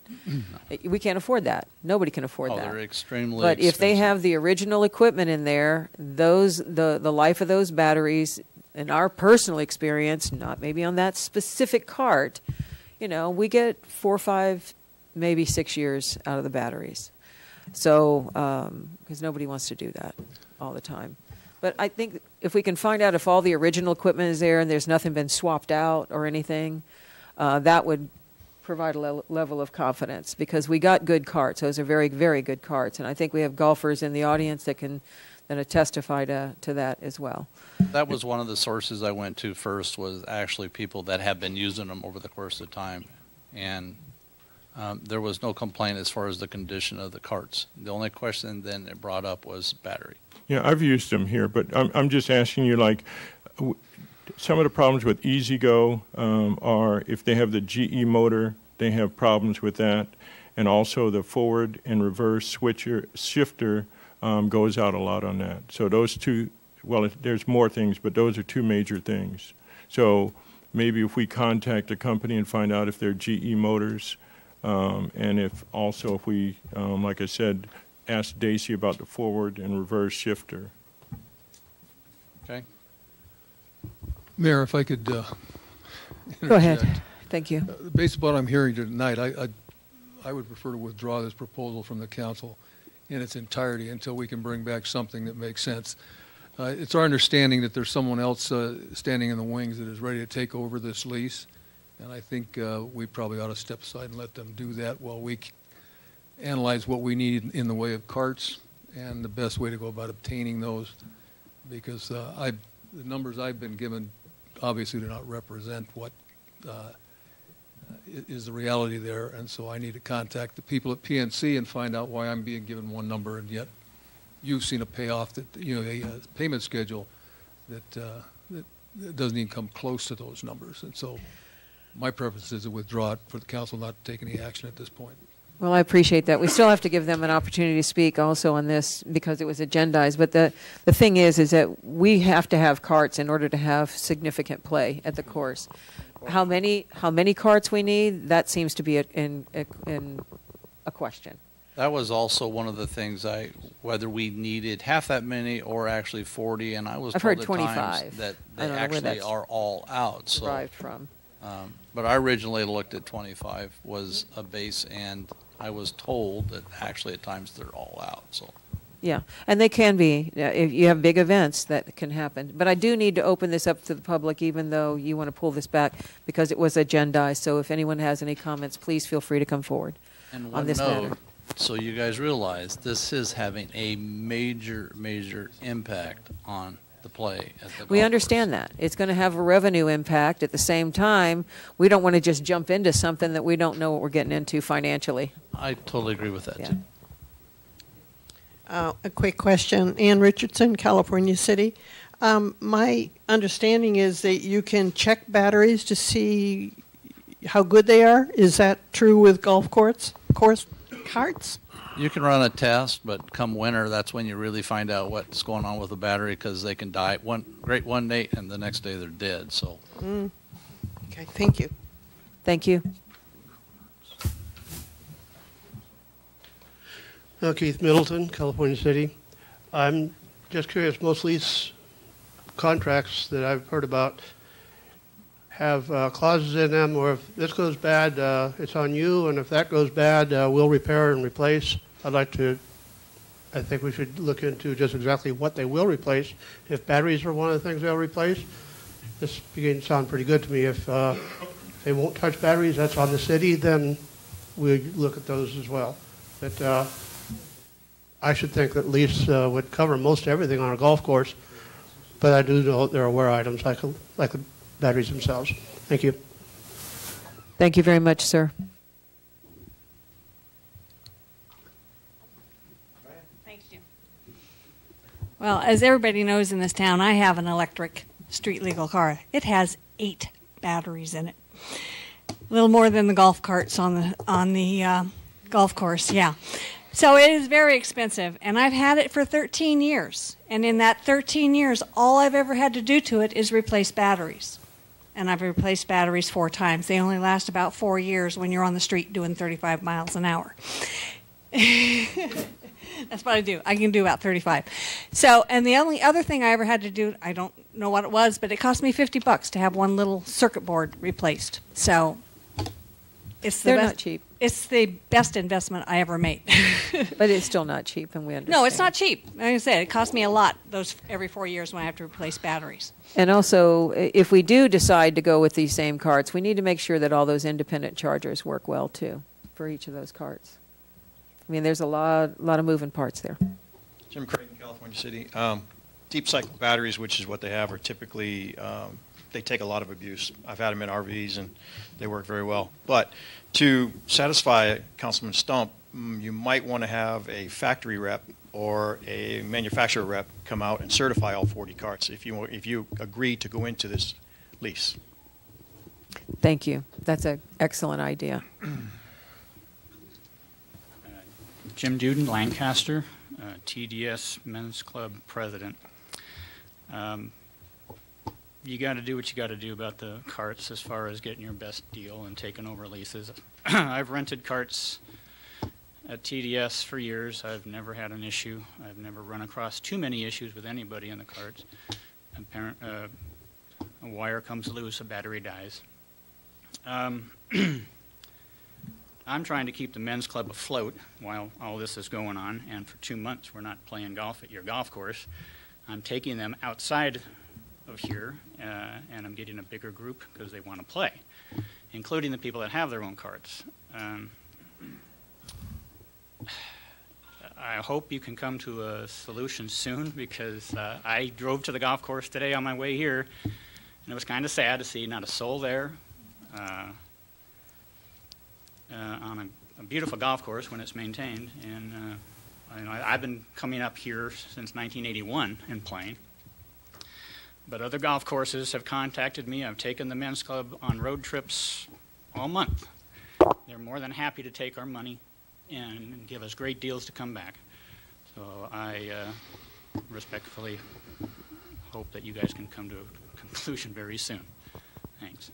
Yeah, Jim, I appreciate that too, because I understand the men's club has gone to many different courses because they can't. Not everybody has a cart that plays in the men's club, and not everyone's dragging them from hither and yon on a trailer to California City to do that. So, oh, I'm sorry. Yeah. That weren't playing, and it was a team event, so it worked out the one time. Luckily, we had some people show up at the last minute with a cart. I still had one person who had to walk in the heat, but I have since canceled every tournament until it's resolved. I put up a sign for a potential September tournament, but that all depends on what goes on too. Yeah, understand. And believe you me, we need the carts to generate later. I can put an exclamation point on the end of that, because I understand we want to make money too. We want to be able to have play on this course and also be able to turn a penny. Thank you, Jim. Well, Mr. City Manager, maybe Christian's suggestion might be something we can explore. Let me give you a rough calculation based upon what Don shared with us here. What we're talking about, if we run it on an annual basis, is an additional roughly $2,000 a month. So that would be, instead of the 13, focus ought to be is, the magnitude of the difference being $2,000 a month. As is being pointed out here, until they're there, we're not going to see the golf course generate any revenue until it's going. When we did the rough calculations, if the carts are used only a couple of times a month, you've already started recovering your investment, and after that you start going forward. I think it probably makes sense to do a better examination, bring somebody in that, knows that, if we can find them quickly to do that. But I guess the alternative that I would suggest, if we can do it for, roughly the $3,300 a month, then it would authorize me to explore the other alternatives, find out about the warranty, and have a little more detail into that. Then perhaps we could accomplish both things. We're trying to. My goal is simple. It has nothing to do with anything that happened before today. It's that we get the course back up and operating, and not lose the momentum of having people who enjoy coming here while we go through the process of deciding long-term what we're going to do. If we decide that the best thing is for us to own and operate the course, that's one direction. If we decide that we would like to contract it out to a golf course company, someone who does that very type of business, that's another choice. In either way that we would go, the carts would become part of that scheme going forward. Whatever would be in place would be something that certainly would be the responsibility of anybody bidding on that to assume the responsibility for those things, through a larger process. To say today what the best thing we should do for the golf course would be a mistake. We're not ready to make that choice, that decision. But risking, $2,000 a month more than what we had originally thought about is perhaps in the magnitude that we could, take that level of risk. Thank you, sir. Yes, ma'am. Hi, Tammy Johnson. I agree with Councilman Paris, Mayor Wood, and Mr. Stockwell this evening that I just think a little more research into what we're paying for, what the payment will be over time, and have we looked into any alternatives? What's the difference? Because I don't know. Financially between leasing and before a final decision is made. Yeah, understand. But we also need to make money. I understand that too, and I you want don't the want to golf buy. course open I can tell you like right everyone now. else. So you don't want to get into the buying business of this, for sure. Yes, sir. Good evening, DJ Twig. Just real quick, I've known some factory reps for E-Z-GO and Textron. They're amazing. So I think that was a great suggestion Commissioner Creighton made. You'd like to know that what you're taking over is in good shape. And also, perhaps it's a time in private business to look at the terms and see if there's more use or less use of the golf course than when the agreement was made. If it's substantially less use, maybe that would affect the lease terms. If you're taking over the lease, consider asking, is it even possible to reduce the cost? And I say that not because you just want to hammer someone, but however, maybe that'll make the golf course more attractive to a vendor that comes in if the lease cost on the golf course is not as expensive. And so maybe that's a way that you can show a little profit to the vendor that eventually takes over the lease. See if you can renegotiate, save $1,000 a month, and make it more palatable. Thanks. Thank you. I think, unfortunately, this is an existing contract that we're going to assume. We've just learned things tonight, but we got to make money on that course. Yeah. Yes, sir. Making money on the golf course is a joke. That golf course has cost we taxpayers over $1 million a year. That's what it has done historically. I think we should go with Mr. Stockwell's initial reaction, and that is table this until all the costs are looked at, and also at the same time that the golf course should be put into an enterprise fund because it fits the criteria for an enterprise fund, and we can. May I have your undivided attentions, please? There's two council members that were not. Okay.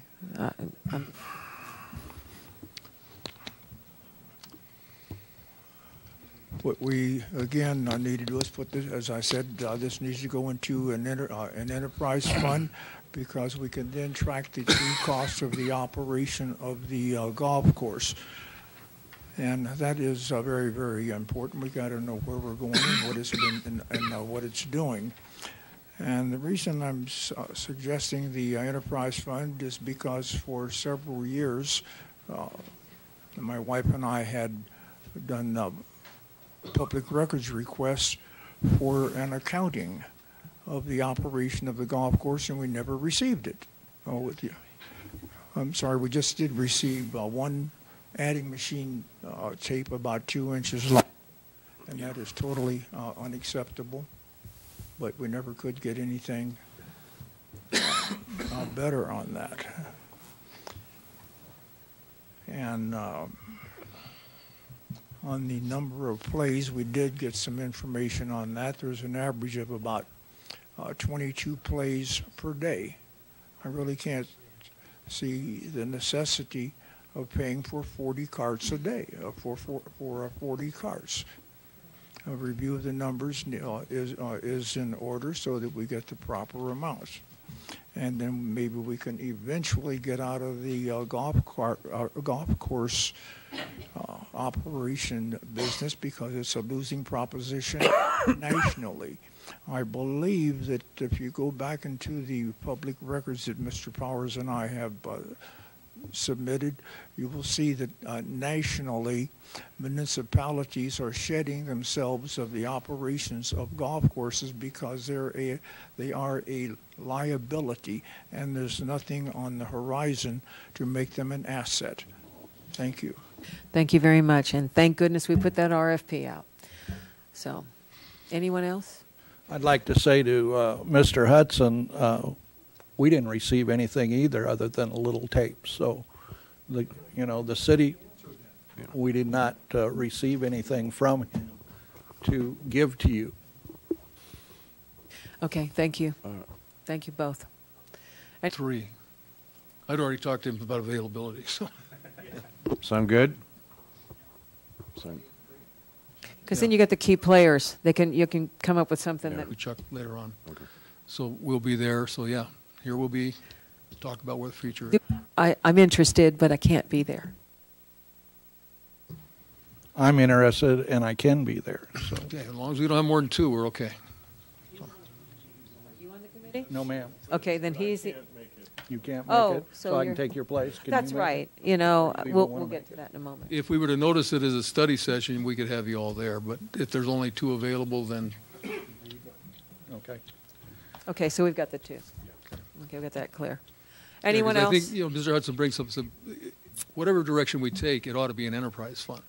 If we contract it out, it will be contracted out as an enterprise fund. If we do it in-house, it'll be an enterprise fund. Very good. So. There you go. Mr. Hudson, score. 1 for Al. Okay, so at this time, we're going to let we'll let the 3 bodies work together and come back to something soonest to us, because we do need to generate revenue. Yes, because there's other changes that need to be made to the fee structure and other things too. So we'll table this tonight. To the 14th. And it'll come back on the 14th. It's going to be a long night. Okay. Well, it's going to be a long night. Bring snacks, blankets, pillows, whatever you need to make yourself comfortable for this very, very long council meeting that's coming up. Meetings, because they have to go to Australia and take care of his services. So we're very sorry to hear this tonight, and I wanted you to know why also. Oh, yeah, and he won't be here Thursday.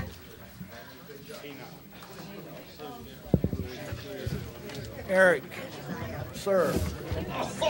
So real soon, after what's going to happen is I'll have you go fill out the whole packet for the planning. You can do that if you want and start it. Just fill out the informational packet and request for a rezone is what approach you will take. But I don't want you to go spend money if it's not going to fly. And that's what I would do, just to make sure. But they're not using it. It would be perfect.